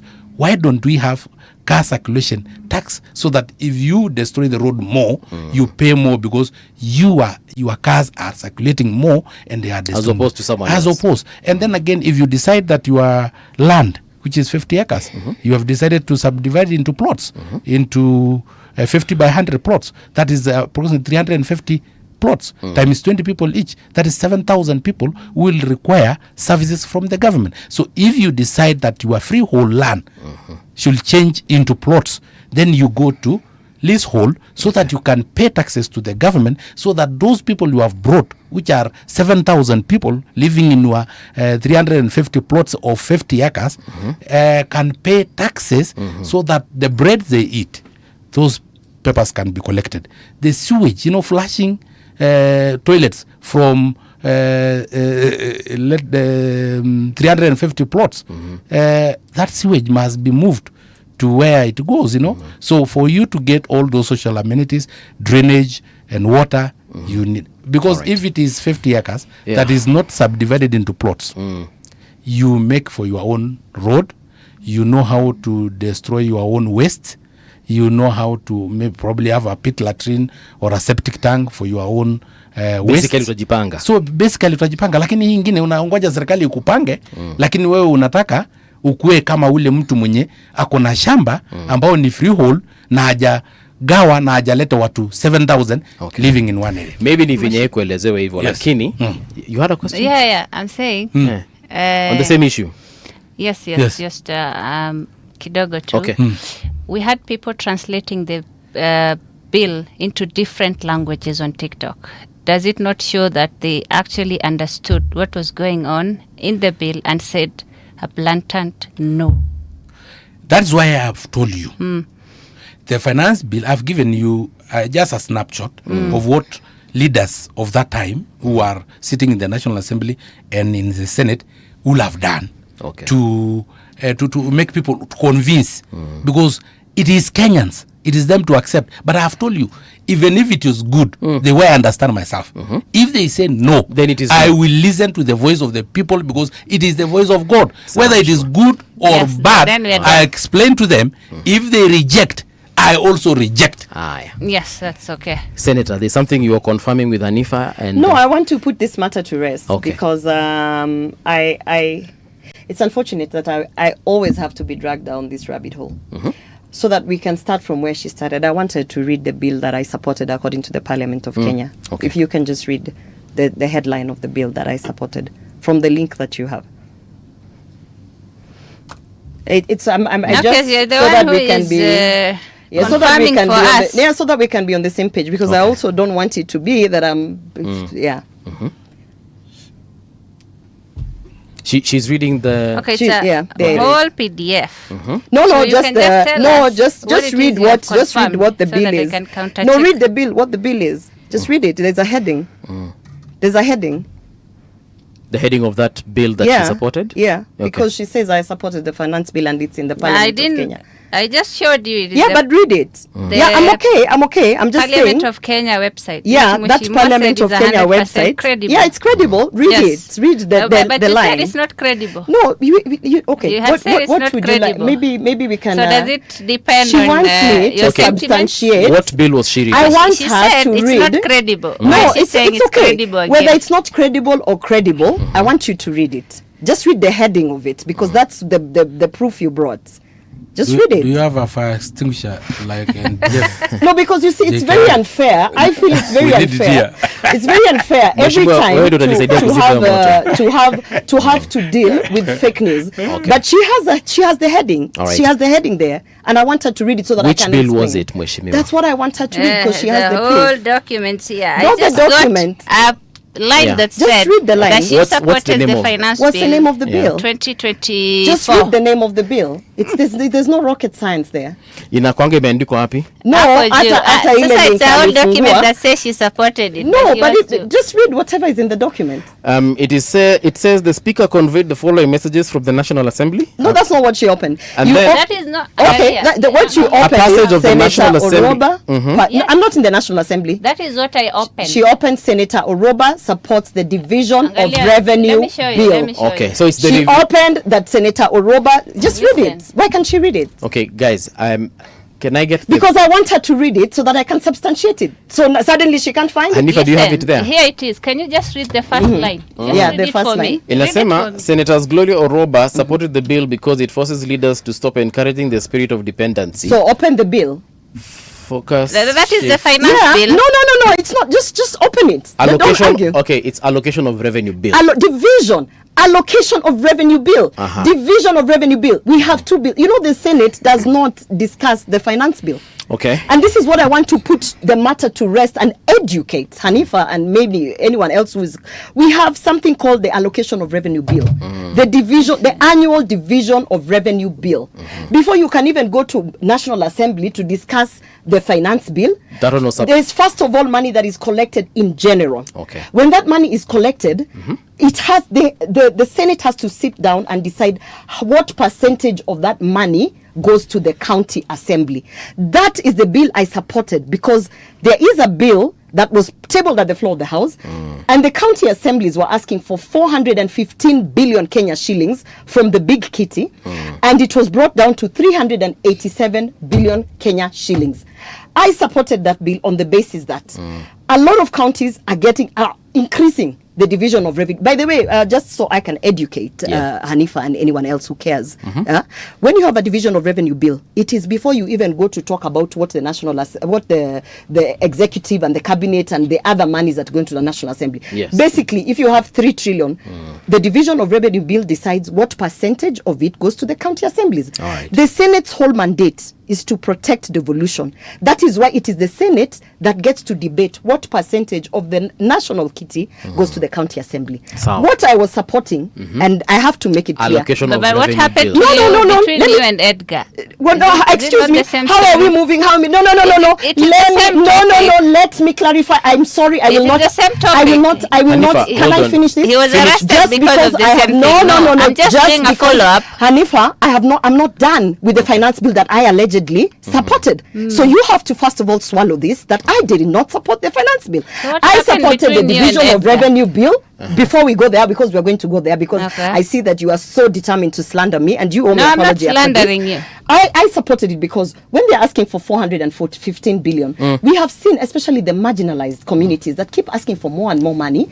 We keep asking at the Senate, what is happening to the own source revenue? Those counties are taxing on their lower level so much, and we are like, what are you doing with those monies? So when they brought a proposal to reduce it from 415 billion to 387 billion, I supported it in the sense that we have to see what the counties are doing before they come to ask for more money. That is the role of a senator. That is what we discuss. And the difference between the division of revenue bill and the finance bill. One, the division of revenue bill will never be debated in the National Assembly. It's debated in the Senate. And the finance bill is debated in the National Assembly. Two, the division of revenue bill simply says from 3 trillion, counties get X amount of money, and the National Kitty gets this much. And three, the only place where taxes are discussed is the finance bill that happens in the National Assembly. So can we put that matter to rest? To be very clear, you did not support the finance bill? Yes, but can we put that matter to rest? No, because but why was Edgar arrested? I want you to answer the question correctly. Before I took this show, I spoke to the producer. And I told the producer 2 things. I will be true to my word. Where I go wrong, I say I go wrong. But I also want, nobody is above this truth. Yeah? Because this is something that Hanifa and many people have tried to slander me with. And I have been true to my word, right? I slandered you. No, I've been true to my word. She's not even letting me finish to explain because she wants to go to the next thing that she wants to slander me with. Secondly, I demanded that when I sit here, when I clarify the things that I need to clarify of the finance, because that's where she spoke a lot on my matter. She owes me a damn apology. I don't know because she doesn't even know the difference between a division of revenue bill and a finance bill. Yet you want to interrogate me on things that you have no clue about. So you owe me an apology for actually pushing fake news that I have supported. I asked you what happened between you. No, she has to give me. That was what the producer. That is what the producer promised me. So we must get to a point where everybody owns up to their thing. No, I'm not owning up to anything. She's not answering what happened between her so and first of all, has she agreed? We're going to the next topic. With anything. We're going to the next topic. Okay, ladies. No, did I or did I not support the finance bill? Edgar? What happened between you? No, why don't? Did I? You owe me an apology, and the producer. The same question you're asking. You talked about the same question you're asking. I will come there. I will educate Hanifa. No, you're not educating me on anything. Ladies, it's not a fight, really. It's really. Hold on. It's really not a fight. We are just establishing facts. No, you should ask her what happened between you and Edgar. Hanifa. Hold on. She has said she did not support the finance bill unless there's an alternative fact that you have that you don't know. She has for years pushed that narrative. Yeah. So she has for years pushed that narrative. She has said she did not support. Do I get an apology for that? You're not getting any apology. Mheshimiwa. Because I didn't slander you anywhere. That was the deal. I'm sorry, but that was the deal. I'm true to my word. But if you're going to sit and interview someone, you also better be true to your word. All right. Yeah. That's that. Respect. Yeah. All right. So Senator Aroba has left. Nothing much we can do about that. But thank you, Mheshimiwa, for making time nonetheless. Honorable David Sankok, still on matters to do with delivery. You said that there are certain things that you delivered while you were working for the 12th Parliament, when you were serving Kenyans, rather, in the 12th Parliament. Representing person with disability? Yes. Not Narok. But you were serving Kenyans. I was representing person with disability in the whole country. Right. And as well as serving Kenyans. And every bill that came to the floor of the House in the 12th Parliament had cross-cutting issues because, person with disability are everywhere. I may not be a member of parliament of constituency in Turkana, but definitely there are persons with disability in Turkana whom I represent. It may be a bill about roads, and persons with disability will need the same roads. They need the same education. So every now and then, and that is why I was rated as the most active, because I had to speak in every bill, because we have in the United Nations Convention on the Rights of Persons with Disability a statement that is very clear that nothing about us without us. So when there is issues of education, I have to come in. And actually it is me who changed the narrative of special schools versus integrated schools. I advocated in every education bill or motions or statements on the issue of integrated system of education for persons with disability. Because I find it awkward that we take persons with disability simply because they are on crutches like myself or on wheelchairs to a specific school. And learning is about the brain. Now you have segregated us not on the basis of brain, but on the basis of legs, hands, and so on. And if you succeed in getting special school for us, if I become number one in a special school, I'll just know that I'm number one among the rejected. It will not uplift my self-esteem at all. But if I become number one in a school where there are people who are not with disabilities, if today we were together in the same class with Anifa and I see her smiling, and then fortunately for me or unfortunately for her, she become the last in that class and I become the first in that class, I will tell myself, Anifa may be very able while we are running on the field or playing rugby, but when it comes to class, because I was number one, I am also very able in class. So we are all disabled, only that she's disabled in class and I'm disabled on the field. And that will uplift the self-esteem of person with disability. I also advocated for that because if you manage to get a special primary school and probably get a special school that is secondary school, will you really get a special university for person with disabilities? Will you get a special workplace? There's really no categorization like that, especially in tertiary institutions. Yes. So at the end of the day, these people will come and live together. The earlier as children, the better. I went through a lot of stigma. I walk in the streets because persons with disability were hidden. They were in our own special school. When I come out and walk in streets or walk in the village, even some children can come mimic me, my walking style, how I'm walking. And I may not talk, but I'm also a human being with human feelings. Even if I'm disabled, I still have that human feeling. I still have my self-esteem being lowered. But the moment we interact earlier in life, there will be nothing peculiar about a person on a wheelchair if you are in school, primary school, with a person on a wheelchair. I have friends whom we were together in Kericho High School, and they used to know that I may not be able to carry buckets of water. So once I sit down, they help me carry. But when I sit down, they bring the cloth. I wash my clothes and their clothes. So to compensate. And then we have that symbiotic kind of relationship. Now the problem is that they used to bring all the cloth. And all. Zote mpaka zile za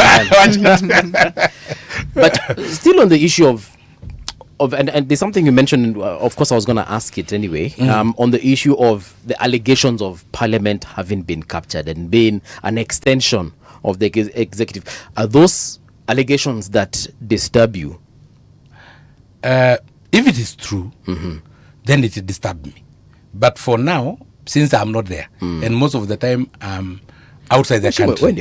No, let's speak the truth. My workplace, everything they're doing. My workplace, is in Arusha. That is my workstation. My office is in Arusha.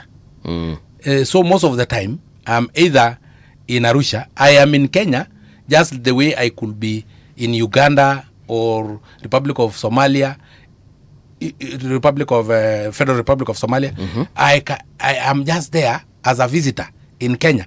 What is happening in Kenya, I am asked the same way I've been asked what happened in the election of the United Republic of Tanzania, what happened with the election of Uganda. So I'm a visitor. So if the allegations are true, that the parliament is captured, if it is true, then we will be worried as Kenyans.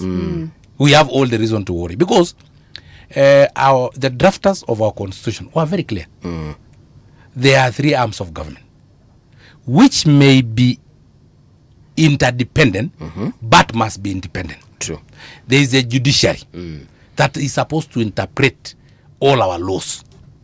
There is parliament that is supposed to make all the laws that State House may like or may not like. And then there is the executive, which is supposed to implement the laws.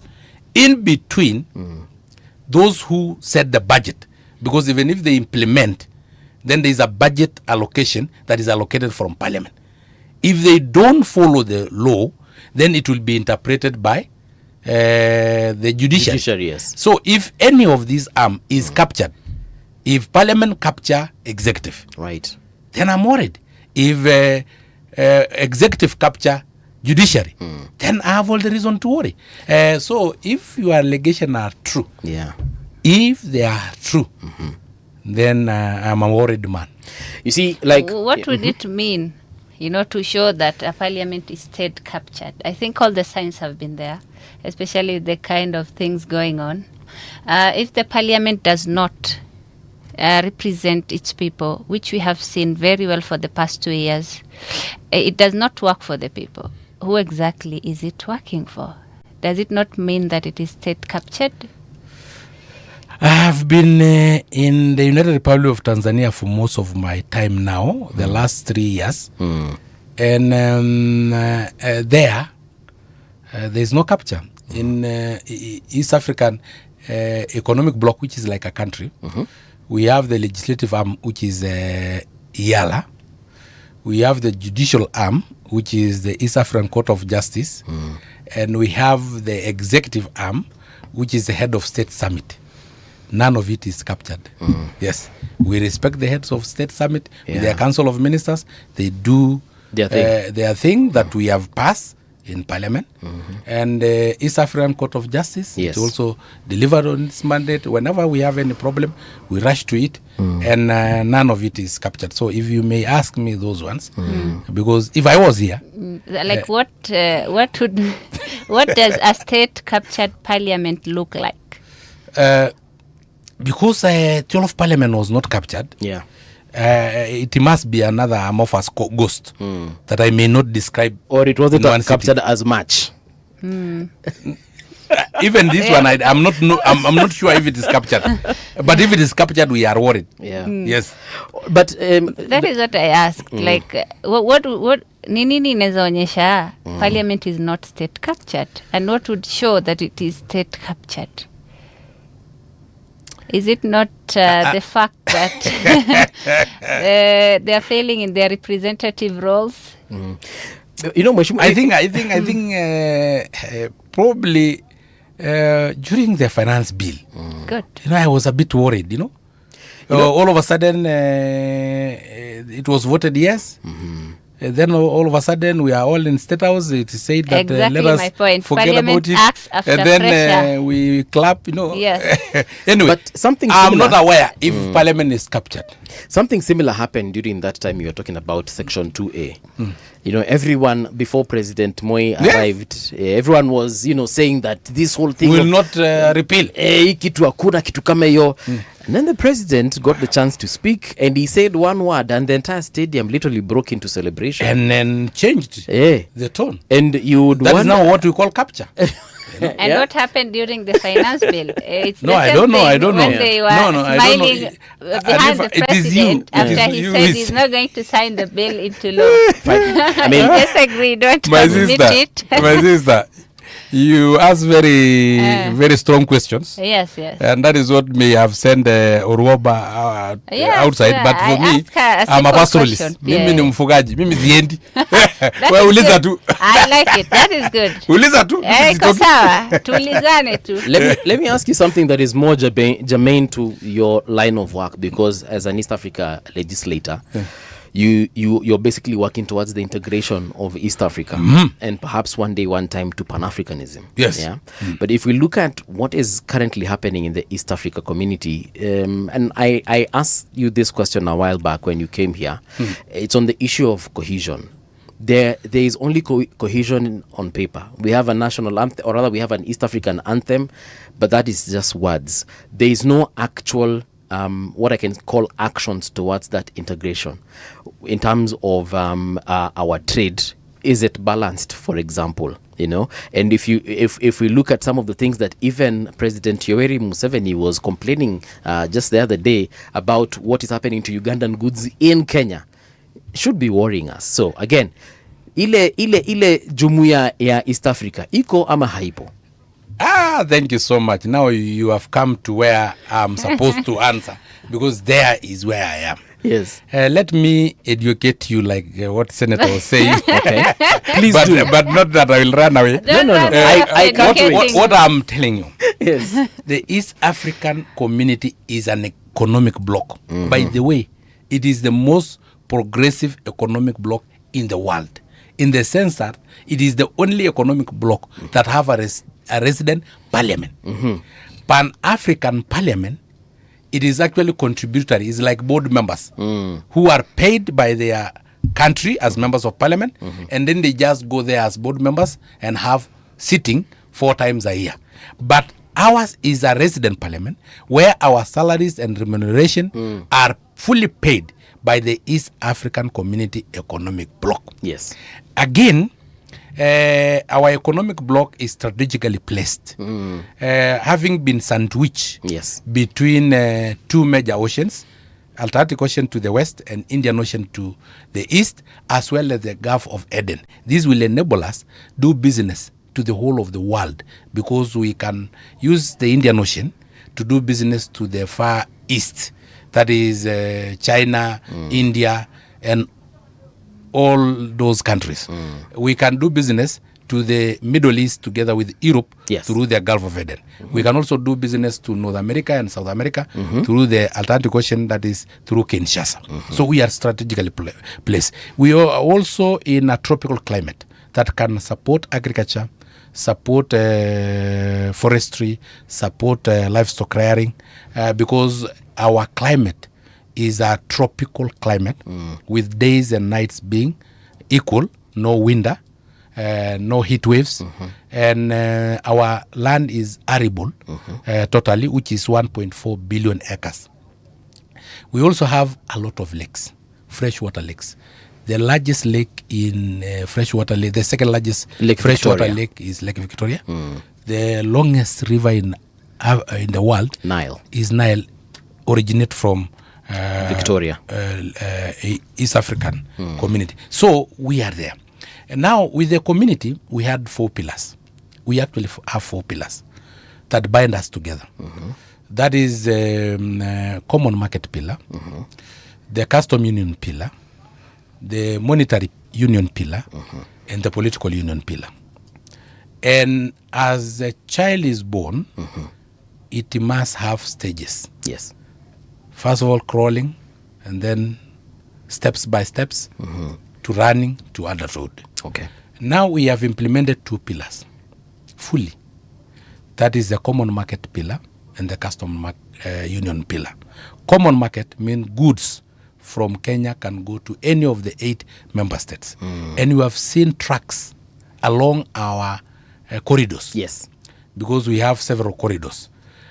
The Nairobi, the Mombasa, Nairobi, Malaba, all the way to Kampala, all the way to Kigali and DRC is the northern corridor. There is also the central corridor, and there is a lapset.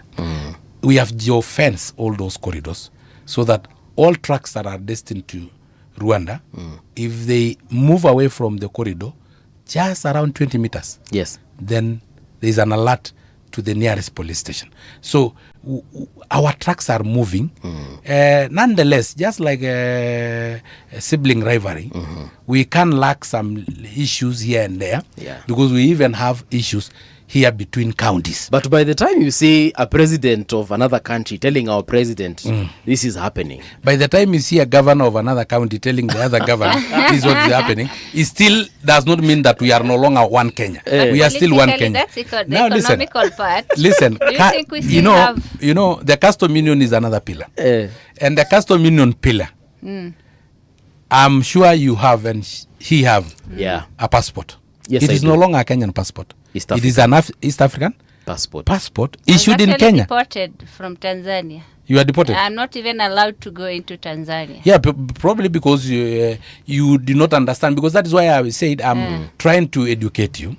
Now, with these 2 pillars having been implemented, we have not yet implemented the monetary union pillar, which will give us one currency, we have not implemented the political union pillar that give us one government. So still, despite the fact that we can do business, despite the fact that our people can move freely, we still have sovereignty of each individual state, and the constitution of that individual state must be respected. Okay. Yes? As much as I am free to move from Kenya to Uganda, but once I am in Uganda, I'm under the constitution of Uganda. It may not be as good as my constitution of Kenya, but that is the constitution I'm under until that day East Africa does not have a treaty but have a constitution of a government called East African Government. Okay. But we have not reached their political union. We have not reached a single currency called the East African Pesa. Before that, you have your own shilling, they have their own shilling. So sometimes I find us stretching a bit too far, like telling a crawling child to run. If they don't run, then they have failed. We have not failed. It means bado hatujafikia political union. It means we cannot export our activism from Kenya to Tanzania or to Uganda. And they cannot also do likewise. Our problem politically should be with local solutions. But if we need outside support, it should be a structured manner. Okay. We had our own fair share of problems in the post-election violence of 2007, 2008. And Mkapa from Tanzania and Kofi Annan from Ghana came, but in a structured manner, because we still have sovereignty. Manner?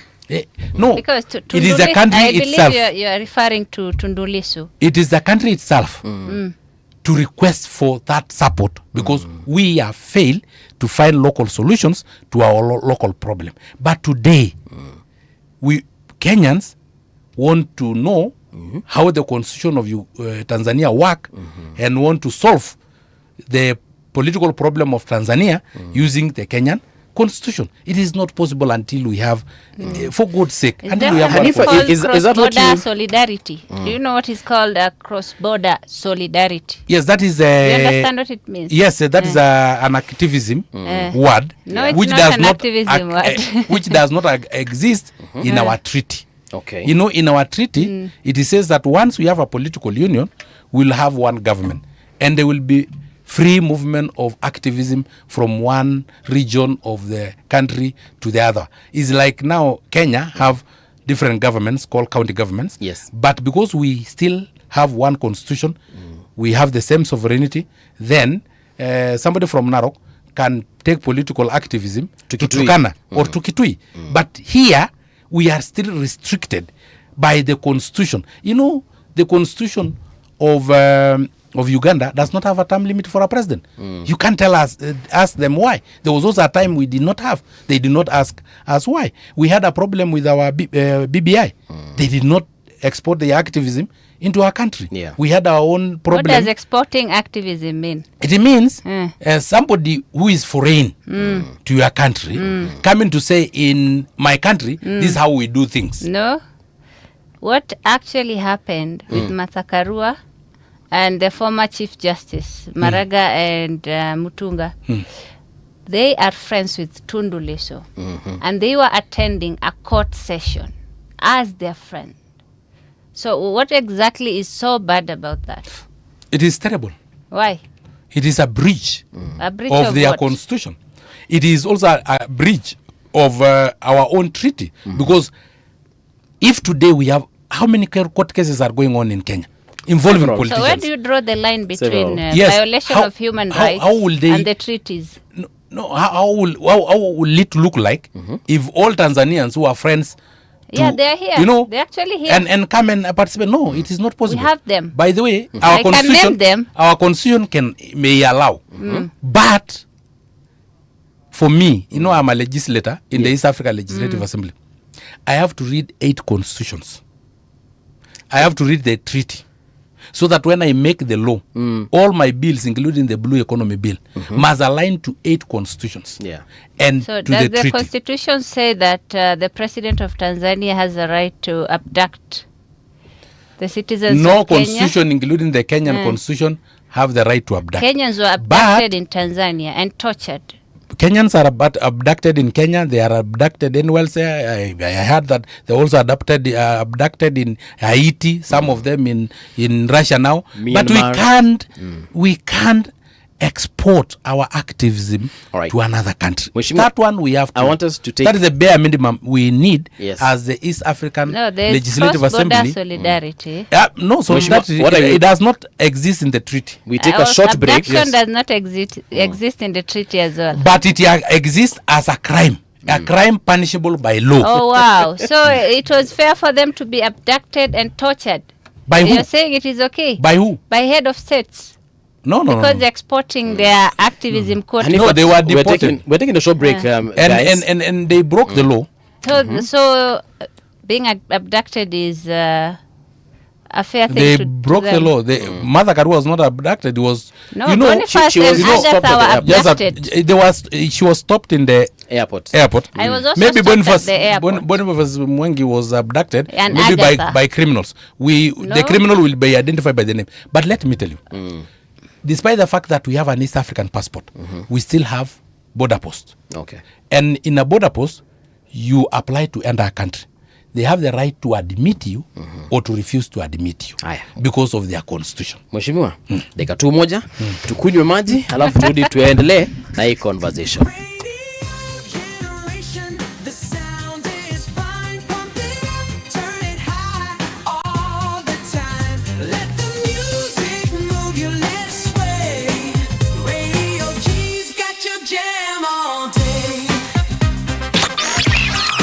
Radio Generation, the home of urban soul.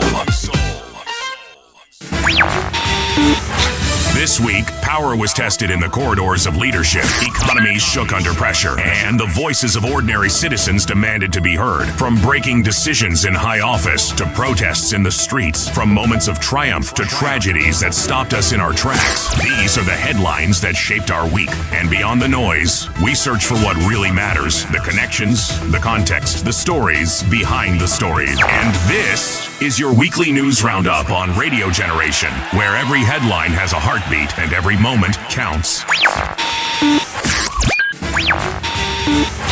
This week, power was tested in the corridors of leadership, economies shook under pressure, and the voices of ordinary citizens demanded to be heard. From breaking decisions in high office to protests in the streets, from moments of triumph to tragedies that stopped us in our tracks, these are the headlines that shaped our week. And beyond the noise, we search for what really matters, the connections, the context, the stories behind the stories. Introducing Patricia Wayoa, and this is your weekly news roundup on Radio Generation, where every headline has a heartbeat and every moment counts. Welcome back. This is Generation Report. The time right now is 4 minutes past 9 o'clock. It's our last hour. We are currently in studio with Iela Member of Parliament, David Sankok. Wacha nisalimie watu wawili watatu, as much as I might not be able to read all your messages. Zaxi asking, wapi Bashir na Mr. Komonga? Well, they'll be here tomorrow. This is ndio tuko for now, lakini yes. Sorry, they'll be back tomorrow, yeah? So every Monday we shall be having the Generation Report. It's a weekly news roundup. It used to be on Saturday, but right now it's on Monday from 7 to 10. And then we do have Willis Juma Mesema, but there's nothing which will be done. Hiyo kesi ni ya hii wiki tu. I think he's referring to the very many stories the K-Water scandal. And also the nini hii ya mafuta. Yes. Ile ingine ya kina senator. Hizo zinaenda tu hivyo. Pato Onyango amesema I thought it was time for the wind down. Pato sijali, like I said, kesho. Ndungu, how are you doing? Nahum Groot, how are you doing? Peter Kimani, how are you doing?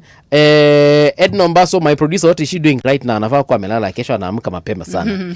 The Dispatch as well, Papius Muriuki Akunga, George Kimani, and then there is Rosemary Njao and Faiza Ahmed Nasir. Good morning. Good evening, guys. Guy, boy. Mtanisamehe. Mheshimiwa, welcome back. Thank you. There's something that Hanifa was asking, and you said that you've interacted with 8 constitutions? Yes, I have to read 8 constitutions so that any law I make, it align to 8 constitution and the treaty. So Yes. there are actually 9, because the treaty is a constitution that bind the East African as a community. If you compare Kenya to our neighbors, and I know now you have to speak like an Iala MP, but if you compare us to our neighbors, and in terms of us implementing our constitution, be honest, how are we? Our constitution is the most progressive, in fact, not only in East Africa, but in the whole world. How so? Because if we were to implement our constitution the way it is on paper, we will be the best country democratically. But tunashindwa na vitu kama 2/3 gender rule. That is where now the problem is. Implementing is a problem. And implementation is done by parliament, which is supposed to implement the 2/3 gender rule. We tried with Honorable Aden Ndwale. He was our majority leader. He brought it in the floor of the house. I supported it with some reservation that we needed to have a mosaic representation in terms of the gender top-up, because even if it is women, they are also of different categories. We have women with disabilities, so allocate them a percentage, the way we have allocated a percentage in terms of access to government procurement opportunities. Allocate the women who are youth a percentage, allocate the women from rural areas a percentage. Don't only deal with the slave queens. Allocate them a percentage also. I remember it was during your parliament, the 12th one, that the Honorable former Chief Justice Maraga actually recommended to President Uhuru to do something about it, dissolve parliament, which obviously we never saw come to fruition. But does the constitution allow the president to dissolve parliament? It is not. Probably Maraga of that day is a very good progressive leader. And a very intelligent legal mind. Yes. But that day, I think his legal mind was off network, because it is only in the old constitution which the president can dissolve parliament. In this constitution, it cannot. All right. There's something Anifa was asking in regards to, what the different constitutions say about some of the things that we have witnessed. You have said that people are, what is what I'm looking for, abducted by rogue elements, wherever they go. What do those constitutions of those countries say, especially if I were to go to Tanzania today and I disappear? I don't know what their constitution says about my would-be abduction. All the constitutions that have interacted, abduction and extrajudicial killing is a crime punishable by life imprisonment. It is a criminal offense. It is not a civil case. It's a criminal offense that if you prove, then the law will take its own course. Yes. And the problem is that we generalize.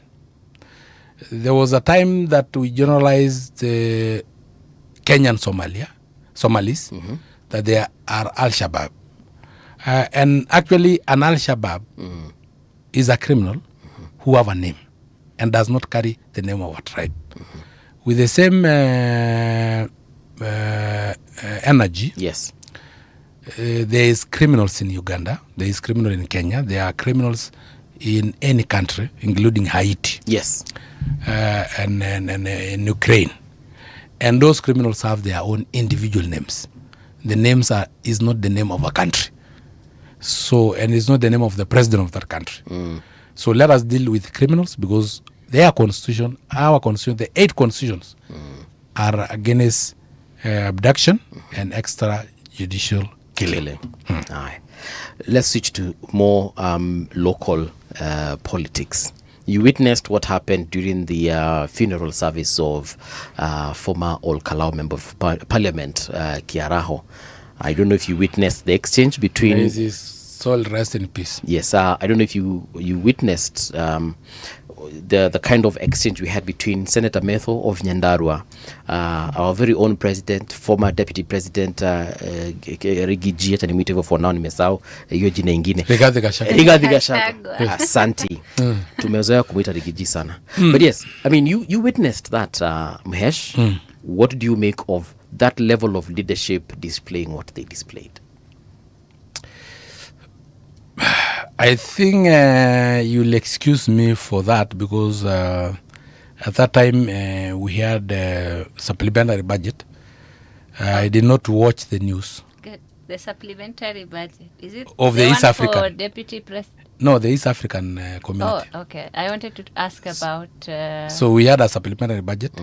I was very busy. You didn't watch the news. I'm in the General Purpose Committee, which is an equivalent of the Budget Committee in Kenya. So I did not watch the news. I have another question for you. What happened actually? Mheshimiwa didn't watch the news. Okay. Mheshimiwa didn't watch the news. And I saw something on the social media, but nowadays social media 90% is fake. Okay. So I don't know if it is fake. All right. Yes. There's a state, the governor of Nyeri said that he's going to run for senator. So what do you think about former governor running for senator again after their term ends? Is it something for me tolerate as a country? I think as a country we should not tolerate such nonsense. We cannot put a term limit to a president and president of a county because he's literally His Excellency the president of a county. And then all of a sudden they camouflage and now start having other ideas. And we knew having run the resources of a county. There is nothing he can do when he have no resources. So for me, senators who are going for governors who are graduate, going for senator, yeah. I don't think the drafters of our constitution really had an idea that now they can camouflage as members of parliament, members of county assembly, and senators after they have served in the highest office in that county. I think the only thing they can now graduate to is to run as the president of a country. And because they have served their term, I think it's just honorable enough. Because we have 50 million Kenyans to give other Kenyans a chance.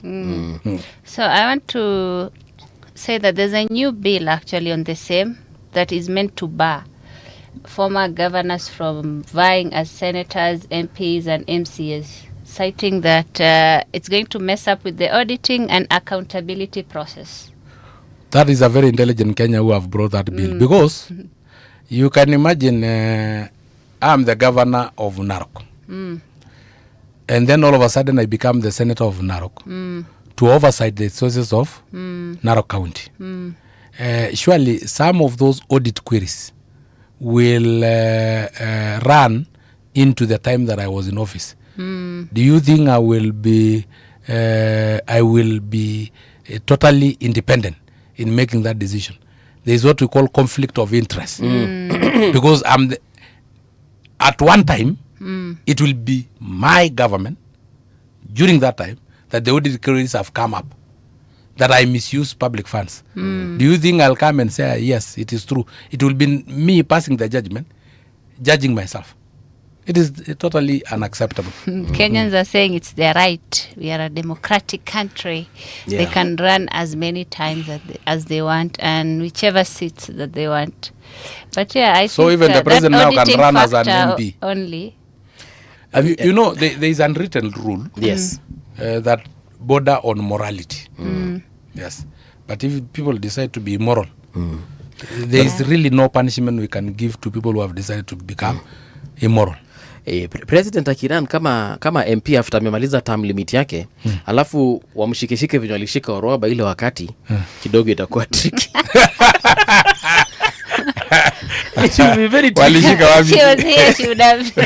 Sasa hiyo utamuuliza walishika wapi? Unajua kushikwa is not a problem. Ni wapi umeshikwa? Mahali umeshikwa. Hiyo kidogo itakuwa tricky. But I mean someone of that status then coming down kidogo I mean that imbalance will be a bit tricky, yeah? But on that issue still of term limits or rather former governors running back on changing their heart and now wanting to become senators or even members of parliament.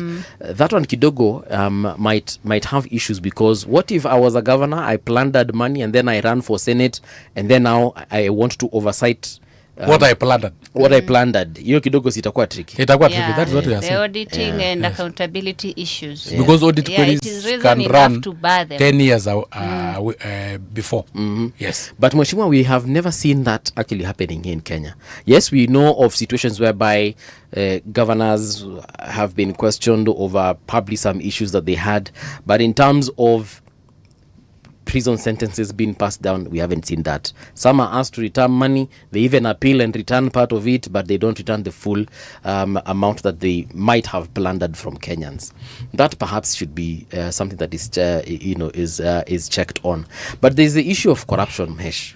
But the microscopic eyes of Kenyans are biased towards the elected leaders. Okay, what do you mean? Because it is judiciary that should sentence those corrupt governors. But do we really ask if judiciary is that independent?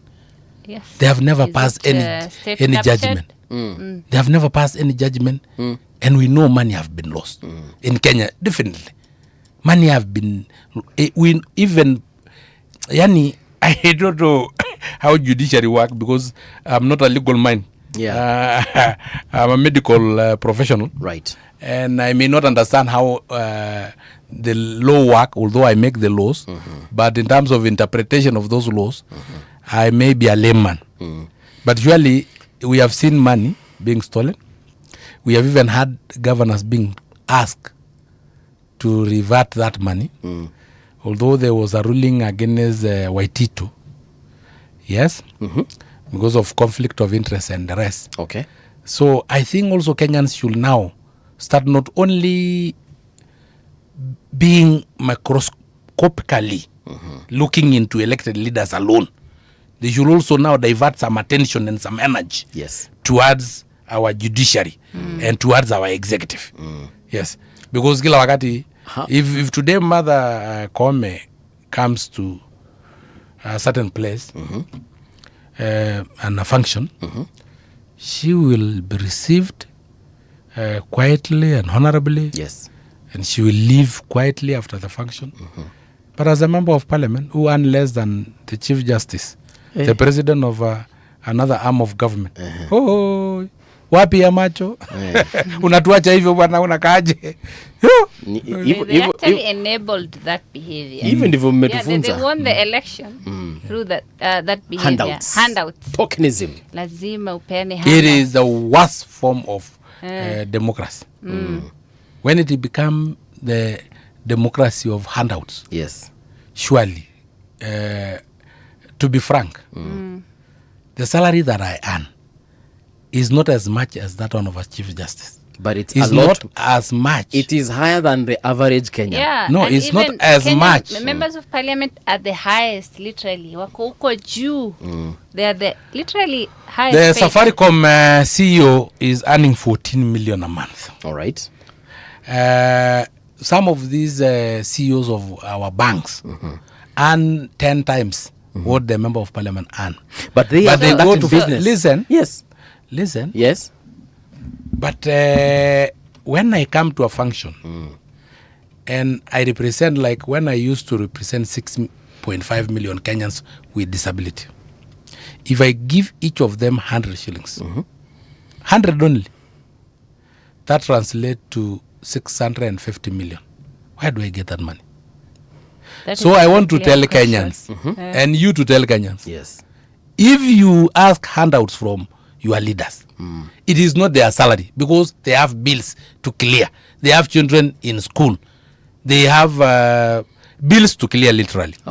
What they will do is to liquidate that school that you needed, to liquidate that bridge that you needed, the road, to liquidate that road and give you that money handout. they hide under the mattress. The ones that the money that you are receiving from leaders, just know today from David Olasankok, the global geopolitician, you are not receiving money from their salary or from their businesses. It is you our are money. Receiving your own money. You are receiving your calabat. You are receiving your classroom. You are receiving your health center. You are receiving your road. So After receiving that money, don't ask again about the road. But you see that comparison you made between an MP and a chief executive officer of a bank. Yes. You see, a bank is conducting business, so they will be paid commensurate to the business they have and conducted. The profits, yeah. Exactly, and the profits, and they will get bonuses at the end of the year. I think, for example, a member of parliament is a public servant. Work,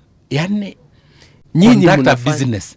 Oh yeah. You know, making law for a whole country. Not profit making. But it's no, not. It is profit making because that is what binds us as a country. In fact, that executive officer, executive officer of that bank who is making profit, if I don't make laws to prevent crime in this country, he will be out of business. So I am more important that I protect that executive officer.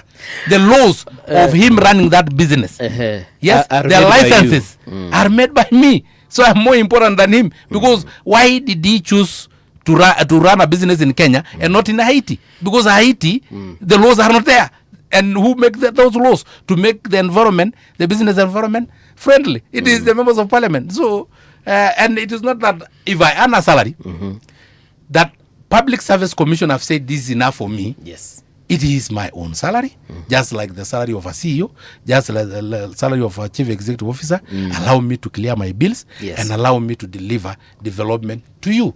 But don't tell me, give me handouts, because I will not give my own salary. What I will do, I'll give you your own money. I will make that building to be in cash. So there will be no building, yet it is constructed on paper. I'll give you. I'll liquidate that highway. I agree. We don't ask for handouts. Kenyans should not ask for handouts. Yes. But who do you think enabled that culture? So the members of parliament get into power by giving out handouts. Yes.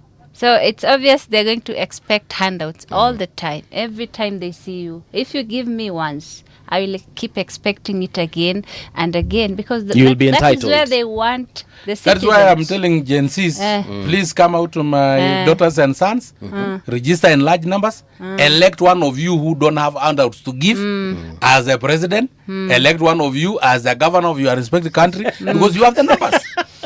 Yes, let us destroy the culture of handout by kicking out all the older guards out of leadership. You mentioned something in regards to the judiciary, and it caught my attention in terms of we having to hold the judiciary accountable. How would we do that? The Constitution. Just read the Constitution. Okay. And know how you will hold the judiciary accountable. The same way you are holding us accountable. We hold you accountable by picketing. We tried to pass the finance bill, not we. They try, because I'm not a member of the Kenyan parliament. Right. And what you did was force them to accept what you wanted. Members of parliament, I was in Arusha at that time, and I saw most of them running through underground channels, some using ambulances. You know, I heard that Gen Zs were saying, kwani hii parliament imekuwa hospitali, ambulance juu karibu 10 simetoka. So they wakasimamisha ya mwisho, kusimamisha wakapata 11 members of parliament inside that ambulance. So the same way you have forced the finance bill to be retrieved, it is the same way you can also force the judiciary. You know, we are in a democratic country. Yeah, of course. Of course. But the police are killing innocent protesters. That is wrong. Yeah. And that's against the law. And that police should actually also be punished according to the law. Yeah. If it was me, the same life he have taken, his life is not also worth, or at least he should not be in public. Yes, he should be put somewhere in committee maximum where he does not interact with the public. Yeah, the judiciary is actually lacking on that one too, because we had we saw it on the video. Yeah, a police officer blatantly shooting at someone who was unarmed and just selling his mask, but we can't even tell where the case is. Where is it headed? What is going to happen to him? I believe he was charged with murder. Yeah, he was charged. And actually, it was Kenyans who found his identity. He had his mask on. Yeah. But Kenyans actually, oh my, they went all out to find out who he was. and his name. Alafu sasa ndo wakakuja and they arrested him. I look for that time to see also Gen Zs with the same energy, the same picketing. Yes. Wazikuwa tu ni mchele ya bunge tu. Iko pia mchele ya High Court and Supreme Court. Yeah, we've always, I think people have always been holding them to account. Sometimes they deliver, but most of the times I think Kenyans feel like they're not doing enough. And they're actually captured. I feel like it's easier to meet. Sorry, Mwashimwa, you're saying something? Yes, and this issue of capture.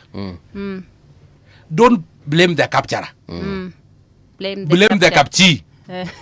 Because you have given this person a mandate to make laws independently. He decided to make law under instruction of somebody else. You see, that person who is giving them instruction is not on the wrong.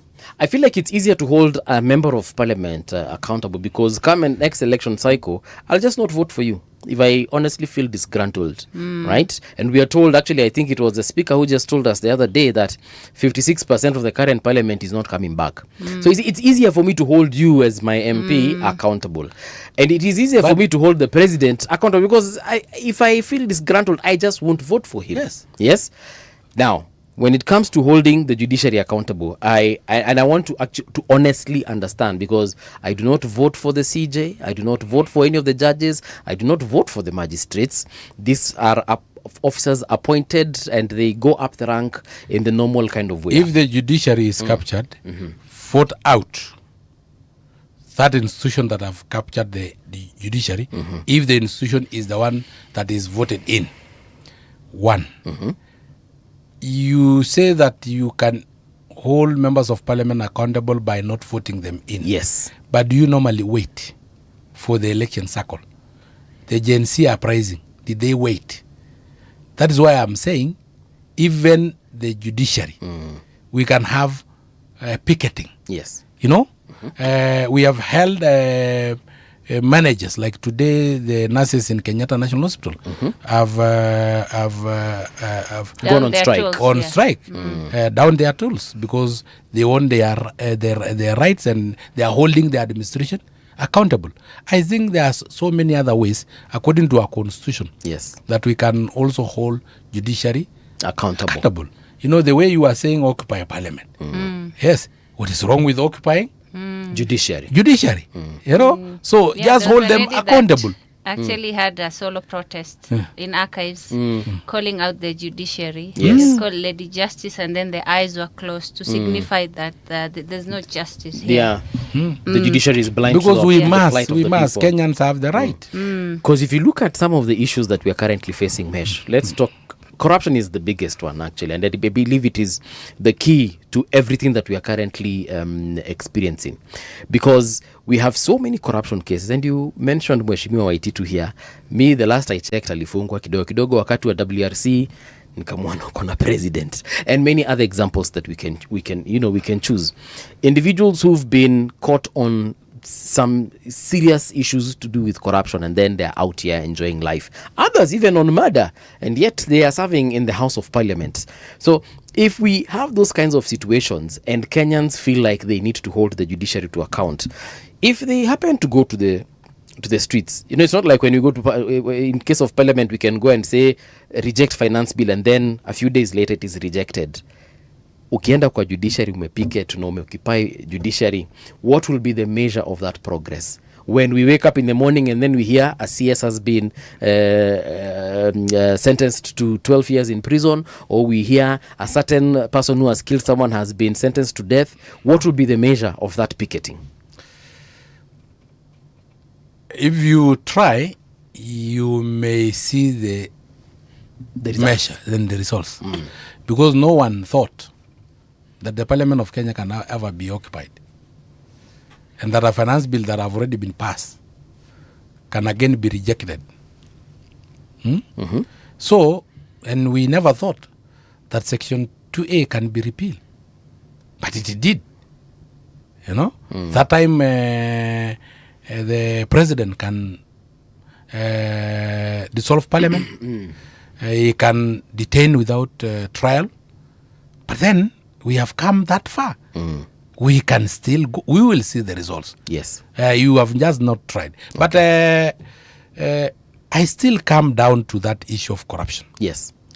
Because why cases may be decided in one way or the other is because you corrupt 900 billion and then you go to court, they fine you 1 billion. So you have 899 billion.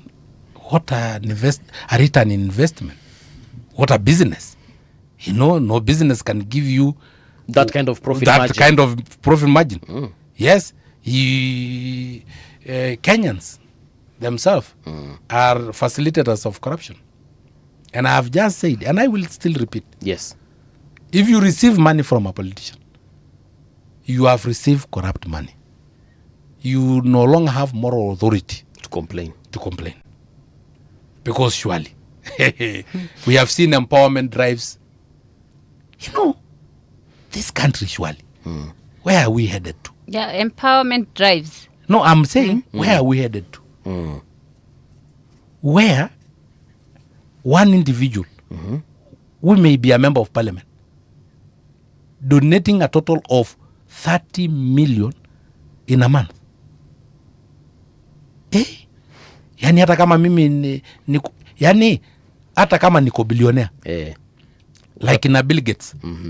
Tuko na pesa ya kurusha tu namna hivi. Unarusha hiyo pesa kwa sababu huku chokea. You know, some of us who are in hospital treating, yes, and you earn you feel the pain of that money. But surely, yani kila saa shika laini. Mshahara yako. You own a resort. Do you have that kind of money to dish out? Yeah. No. Niko na ng'ombe. Sasa nianze tu kuuza ng'ombe. Ati kesho nipatiane pale. Corruption in this country is a cancer that is now contagious. It's no longer because it is citizen. Na ndio na nitarudia tu kusema. Wewe mwenyewe ukienda kuitisha mwanasiasa pesa, na ukiita mwanasiasa akuje fundraising, no wonder Kibaki said hii fundraising kwanza iwachwe because it is a conduit of corruption. Ukienda kuitisha mwanasiasa pesa, wewe jua hiyo kalabati ya kuvuka hiyo mto ya kwenda kwako hiyo daraja ndio umepatiwa kama pesa. Sasa wewe tafuta venye uta swim across that river. Kama umeitisha mwanasiasa pesa, ile darasa ulikuwa unatarajia ijengwe hiyo shule yenu ndio watoto wapate pale ya kusomea. Gone. Sasa wewe mwenyewe jipangeni hapo. Kama mlimuita yeye sherehe huku kuchangia hiyo makanisa, mjipanga hapo sasa watoto wasomee kwa hiyo kanisa ama wasomee under a tree. Kwa sababu nafikiri pesa ametoa wapi ni hiyo darasa. Kama ulikuwa unatarajia lami ya kwenda kwako, wewe jipange venye utasukuma gari mana matope, kwa sababu ulimuita akuje kanisa achangie hiyo kanisa, akuje anulie bishop gari. Sasa hiyo barabara imeenda kwa hiyo gari ya bishop, imeenda kwa hiyo sijui parental blessing enye amekuja. Sasa you don't have any moral authority kuitisha lami. Wewe sukuma gari wakati wa mvua. Na usikomplain. The president of El Salvador, when he was the current president, when he was elected, I think he has now served some 2-3 years perhaps. He suspended the constitution immediately he was sworn in, and he locked up all the gang members, all the corrupt leaders, and he said that he was going to turn that country, and he did turn that country literally overnight. Perhaps we need that kind of surgical precision. That is according to you. That is according to you.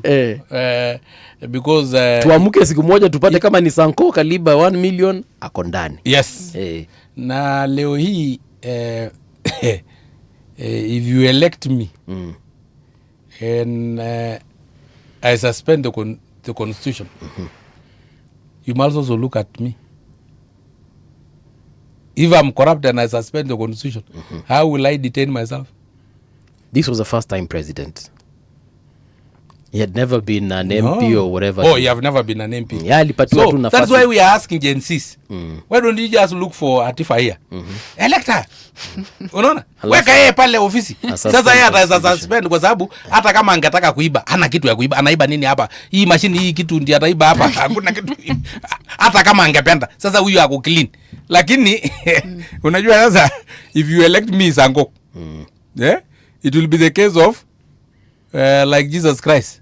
Wakati ile mama alikuwa anataka kupigwa because she was adulterous. Akasema mwenye hajaifanya hiyo akuwe wa kwanza kurusha mawe. Wewe unakumbuka jioni ulikuwa wapi? Unaenda zako. So saizi ukituambia to suspend constitution and you know the front runner sasa yenye wanatafuta hii kiti ya president. Of course that's a bit extreme. We are a country that respects the constitution. But what I'm looking at a situation whereby when our president or any president for that matter says that they will fight corruption, they actually mean what they say. Yeah, it is true. That is the kind of leader that we want. Na tutapata tu. Tunaomba so you are saying we don't have? We have. Tutapata. You know, when the microphones go off, I'll ask you a question, Mheshimiwa. I'm dying to know. I'm actually literally dying to know. Now, going forward, do you think that Kenya, and specifically, the youth, do you think they have the wherewithal to actually change this country next year? We've seen, of course, several initiatives. Tuko kadi, tukaona ile ingine ya Wakenya kuandamana kule in the streets of Nairobi. We have seen several things happening around the country as far as that is concerned. Do you feel like we shall have a kind of wind change as far as 2027 next year is concerned? I trust so.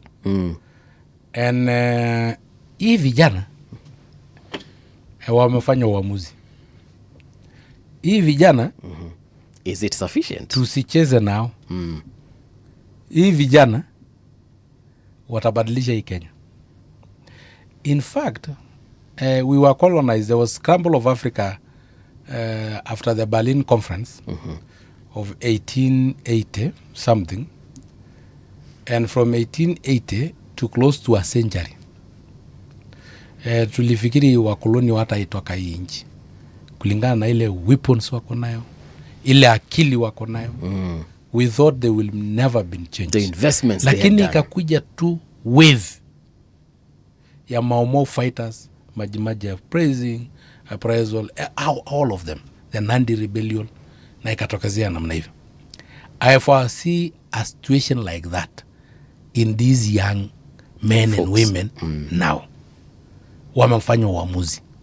And I can tell you, Kenya and other African countries will be better going forward. Have they broken? Kenya next year. Hii mwaka yenye inakuja, you will be shocked. Have they broken from the yoke of tribalism? Are we able to separate your sins, the ones who came before us rather, and our sins? Because several people who've sat on that particular seat, mostly politicians, have said that at the end of the day, hii kelele yote will culminate to one thing and one thing alone, and that is we shall retract to our tribal cocoons. No one was born like an egg. Everybody belonged to a tribe.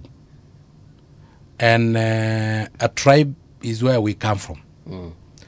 But according to the youth, the way I see them, they will vote for democracy. They'll vote for development. And irrespective of where you come from, how youth wamefanya uamuzi. Wakati walikuwa naingia parliament, haikuwa demonstration kama ya zamani yenye tunajua Mount Kenya ndio wana demonstrate. Ilikuwa wafuasi wa Raila, mostly from Luo Nyanza, ndio walikuwa na demonstrate. We literally knew where the demonstration in Nairobi could come from and where they will originate. If it was led by the late Raila Odinga, we know that if you take care of Kibera and some regions there of Nairobi and take care of Kisumu, then you are done. When we had the 42 against 1 genocide mantra in Kenya in the post-election violence, God forbid that we'll never go there again, of 2007, 2008, you knew literally barabara gani itafungwa, you know, Rift Valley itakuwa no-go zone and whatever. But when it came to the youth, generation Z, you cannot tell, because they did not have any tribe, they did not have any region. What they wanted is just good leadership. They had decided that we don't want the finance bill. And that was their clarion call. Yes. Nothing else that mattered. Mombasa was on fire. Kisumu was on fire. Rift Valley was on fire. Mount Kenya was on fire. Everywhere was on fire. And if you see those faces, by there I don't normally want to see, but one of my boys is studying civil engineering. Yes. In somewhere, I don't want to mention, but in a university in Kenya, well recognized. He was in public school throughout his life. Okay. I never take my children to private schools or to private hospitals, because if I don't believe what I'm in charge of, then I don't have any moral authority to earn from the same coffers. Okay. If I don't believe on my government and I earn from the taxpayers, then why should I be earning from there? If today my hotel, I don't believe in it, I should close it down. Okay. If I'm a member of parliament and I don't believe on public hospitals, I should resign. Yes, I should go away. So I saw my boy, he was wearing a mask, and he was wearing that thing of our Jacoya. When Durag. I saw a TV, I don't know what is the name of that. Inaitwa Durag. Yes, when my eyes, met the eye contact with my boy on TV, I was in Arusha. I saw surely it is him. But when I called, alikuwa kwa maandamano? Yeah, of course. Okay. And then when I called, I told him, hey, kijana, where are you? Kaniambia, unajua wewe uliniambia sisi tujifungie kwa nyumba tusiende maandamano. Surely nimeona. But I just prayed for God to protect him. And then so on. So what I'm trying to say is that they did not even know that we are government, because I'm a UDA member of parliament, elected on a UDA ticket by members of parliament. That is the electoral college that elected me, but on a UDA ticket. And these are UDA government. But you can imagine your own, if you see your own son. And you remember, the Attorney General was just in a similar situation. And kijana wake alikuwa pia kwa maandamano. You remember also huyu jamaa anaitwa nani huyu, another member of parliament. Most of them, they don't only want to admit, but all our kids did not even care if we are part of the government. They were against that finance bill. It is finance bill. So if today, this youth, mark my words, and take it to the bank, if they decide you'll go home, hata ufanye nini? Hata ukimbia namna gani? Hata uongee namna gani? Hata nimekuambia finance bill according to me haikuwa mbaya. Unasikia? Kulingana na mimi. And if I was given a chance to explain, yes, I will have convinced those youth. Lakini kwa sababu wamesema ni mbaya. One of them is here. Lakini kama kwa sababu wamesema ni mbaya na wamesema hatutaki, kwani sheria tunatengenezea nani? Si tunatengenezea Wakenya. Exactly, na Wakenya wakisema hatutaki, yes, si hawataki. Hatutaki. So kwa nini I can tell my colleagues, the leaders, you can run but you cannot hide. Wakisema wakutaki leo, venye tu walisema na finance bill, haki ya Mungu, hata ufanye nini, hata uwapatie nini, wewe kimbia tu, uwapatie pikipiki, uwapatie pesa, uwapatie nini, wakusema wakutaki, hawakutaki. Hata vijana wa viongozi wenye wali vote yes kwa finance bill walikuwa far from kwa maandamano. I have a feeling even some of your colleagues in parliament are probably one time ni venye hawatasema. Ni venye hawata admit live. Come out, you can't bite the hands that feed you. By the time your son or daughter is out there in the maandamano, trust me. Lakini wacha nikwambie, hata mimi mwenyewe najifaitia nisikue one term.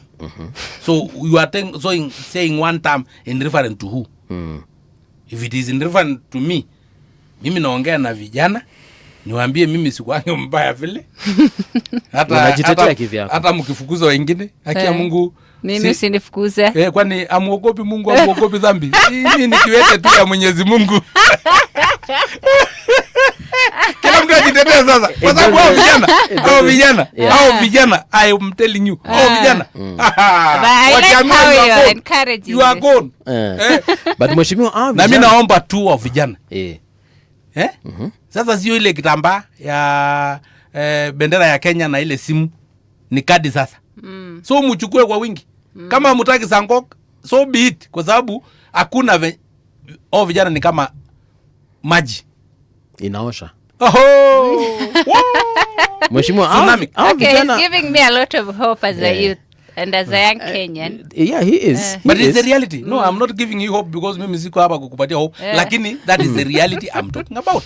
The reason I was talking about, them getting back to their cocoon of tribalism and so on and so forth. No, they cannot. Ooh, hapana. Clock it. By the way, kuna siri mingi mimi sitaki kusema. Baada ya finance bill, ni usiku hakuna mtu anasikia. Baada ya finance bill, niliita 33 from each county. Okay. So 3 times 47. Nikaita 4 leaders from every public university in Kenya. Na nikakaa nao kwangu nyumbani. Nikawachinjia ng'ombe 2. Na nikaongea nao. Na nikawasikiza. They are determined. Hawana tribe. I invited them. 3 from every county. Sorry, you are not there. But your colleagues came, and if you ask them, 4 leaders, that is the chairman of every university, because I was also a SONU president when I was in the University of Nairobi. So the president of every university, the deputy president of every university, the treasurer, and the secretary general. 4 from all our public universities. Ng'ombe ni ngapi tena? 2. Lakini ile kubwa. Ile yenye iko na kilo 400-500. So iliwatosha vizuri. Na walilala kwa hoteli yangu, wengine wanalala karibu 4 kwa kitanda ama 5. Unajua vijana wana shida, wengine walilala around the bonfire. Yes, na tulikaa siku, yani walifika leo tukakaa usiku nikiwasikiza tu. Mpaka kesho asubuhi nikawasikiza tu. Haki ya Mungu. Pembelezeni hao vijana. Yeah. Because wameamua. Unaona venye mama waliamua? Panga amea panga yenye hata imerust. Na wakafukuza wazungu wenye wako na mandege. But mheshimiwa, watu tunaita youth, si ndio wanapanga hii mambo iko Kikuyu? For example, tuliona the chaos we saw of the weekend. Senator Osotsi was attacked. He wasn't attacked by your age mates. He was attacked by probably people who are, if not younger than Hanifa, perhaps, much younger. They're very young, actually. If you meet them face to face, I've met goons during the protest. Right. They are young. And they're very scared. But I can tell, and no, they are not scared. Scared or scary? Mtu wanapigwa hapa, mtu amelala na wanaruka kuingia ndani ya bunge. Watu, they are not scared. No, I meant the goons. Hawana shida, ni kama mamau. Now, when it comes to the issue of goons, I don't know. I didn't want you to drag me to that. But you're a Kenyan, Lazima, you have to comment on it. I really don't want you to drag me. If leaders don't speak on it, then who will? But surely, we have the Interior Ministry. It is supposed to protect us from fellow Kenyans. Because KDF is supposed to protect us from external forces, external criminals. But for the internal criminals, who are actually literally Kenyans, are under the docket of Interior Ministry. We pay them to protect us. If it is the opposition leaders who are ferrying goons, they don't have any salary to protect their supporters or to protect themselves. If it is the government, if it is the president going there, it is the Interior Ministry who is supposed to protect each and every Kenyan and the property of Kenyans. Yeah. So this pointing of fingers that the opposition may be sometimes that wanajipiga wamejiorganizia goons. Who is being paid to protect them? Who is being paid to protect them? Unajua hizi sheria ya Kenya inasema hata wewe ukichoma nyumba yako utashikwa. Ason. Utashikwa. Hata kama ni nyumba yako. Because it is the Interior Ministry na the government of Kenya that is supposed to protect, including your own property, from your own self. And my own life. And your own life. So, I think we should forget about the blame game. The Interior Ministry must protect all Kenyans. And any Kenyan who is a criminal does not carry the name of a tribe, does not carry the name of a region. He carries his own name, like David Olasankok. He should be treated as so. My name in my national identity card is David Ole Sankok. Is not Masai blah blah blah. Is not Narok blah blah blah. I have a name. That criminal have a name. Let us deal with those criminals. Yes. A politician have a name. Is not the community. Is not the tribe.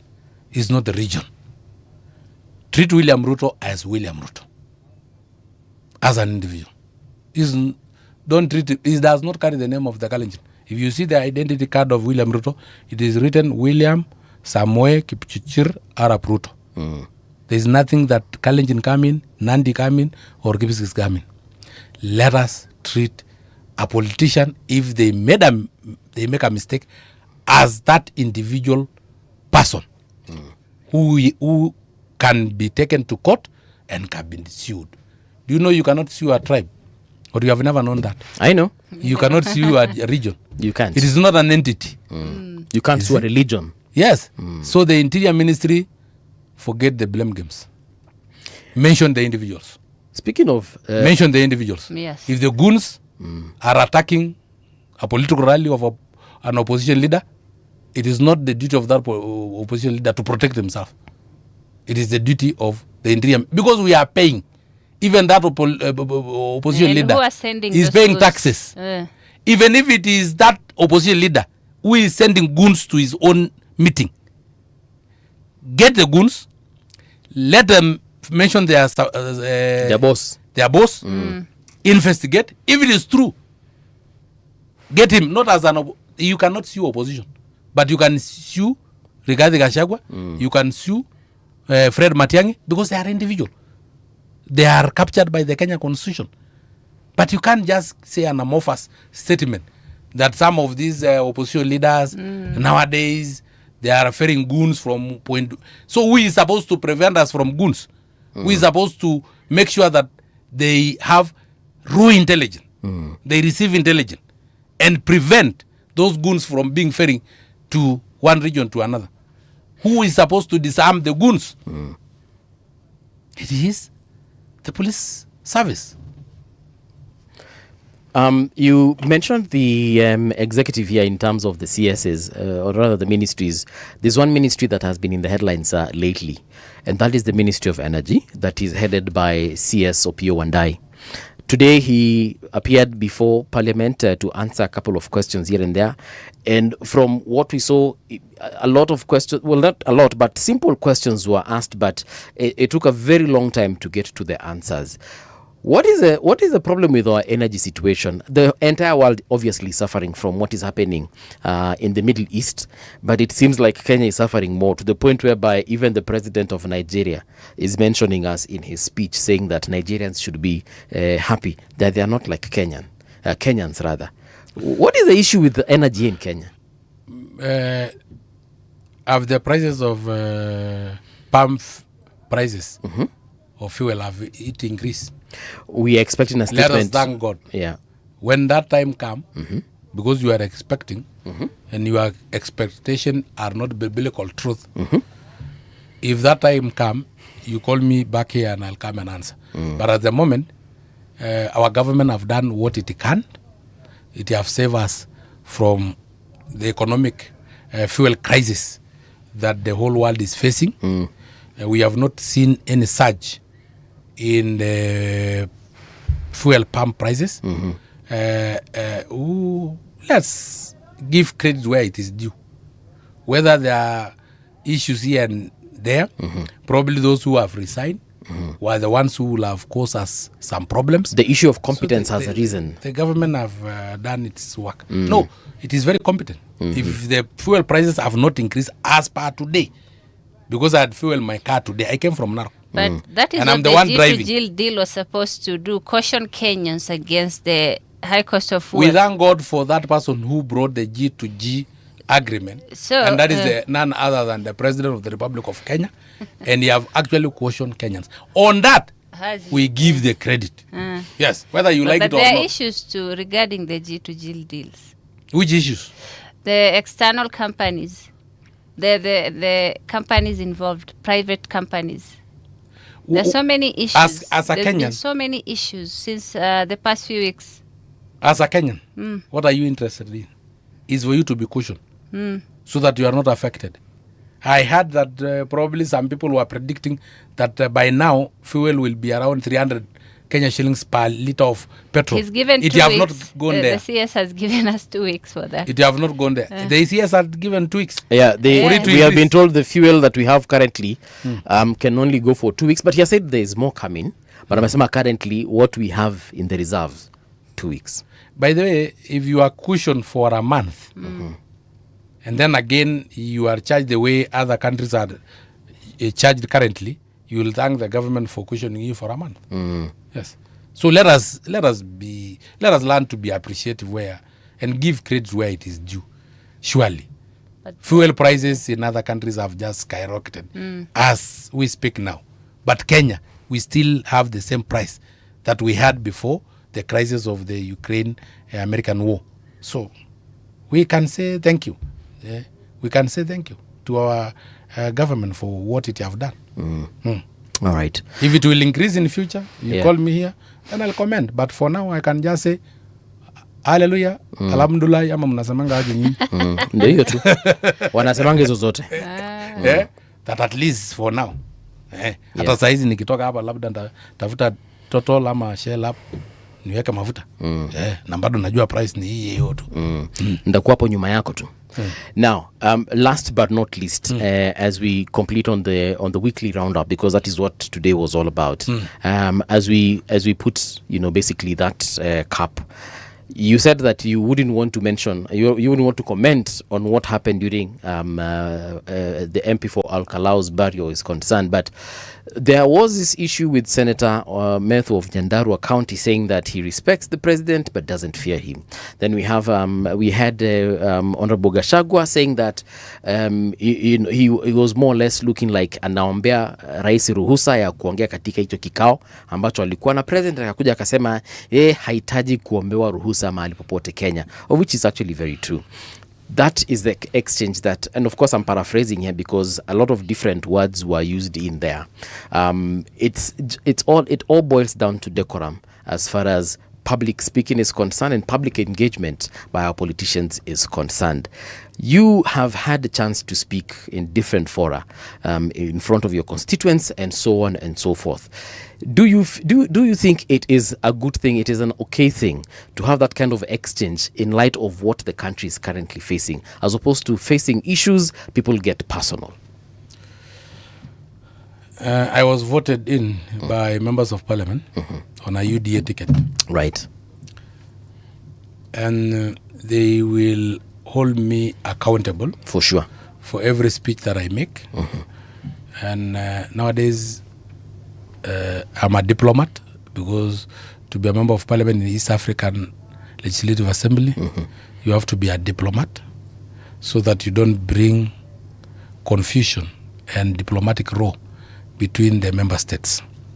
You can't speak against a term limit of a president, while in other countries there is no term limit of a president.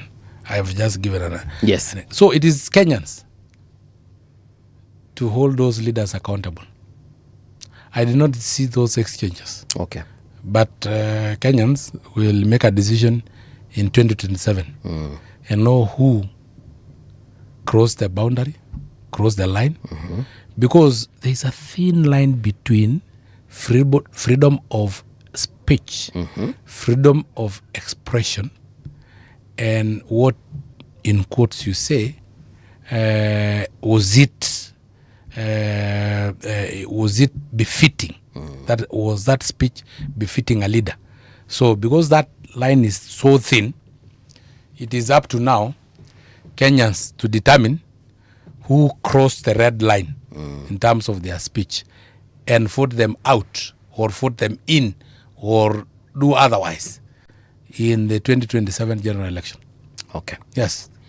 Thank you so much, Mheshimiwa. We've come to the end of the show, but before we go, salamu zimfikie John Joseph amesema anauliza, are Masais still with Ole Sankok? Then the more fierce amesema, cameraman tafadhali weka kamera kwa Hanifa. Hao wengine tunaweza wasikia tu bila kuwaona. That is how we come to an end. Hanifa, parting shots. Well, today has been intense, but it was a good show. Thank you for coming, Mheshimiwa. We argue with a lot of things and disagree, but I'm glad it didn't work out. I just want to encourage Kenyans, as Mheshimiwa here has said, he believes so much in the power of the youth, the wave that we carry, the hope, the dreams for this country. So msi give up, na mchukue kadi. All right. Msi give up, mchukue kadi. Mheshimiwa, hope to see mimi niko kadi. Uko kadi eh? Mimi niko kadi, mimi ni mpiga kura hapo Wala Sangale Primary School, Narok Township Ward, Narok North, Narok County, of course in the Republic of Kenya. Na ndapiga kura. Kwa hivyo naomba tu wana youth, tafadhalini, ile silaha ambao uko nayo ni kadi. And I've seen in your eyes your determination, your energy, your resolve, your passion to change this country. And we all depend on you to change the country. The way we depended on the Mau Mau, the Nandi rebellion, we now squarely depend on Gen Zs. But it should be everyone's fight, Pia. Everyone should support. We support you where we can. And we hide where we may not be wanted. Nikiona youth wakikuja, unaona venye walikimbia kwa channel. Unaona venye walitumia ambulance. Unafikiri mbunge kitambaa akubali kuingia kwa ambulance wing na niende anatorokeshwa na sio mgonjwa. Yo Generation, the home of urban soul.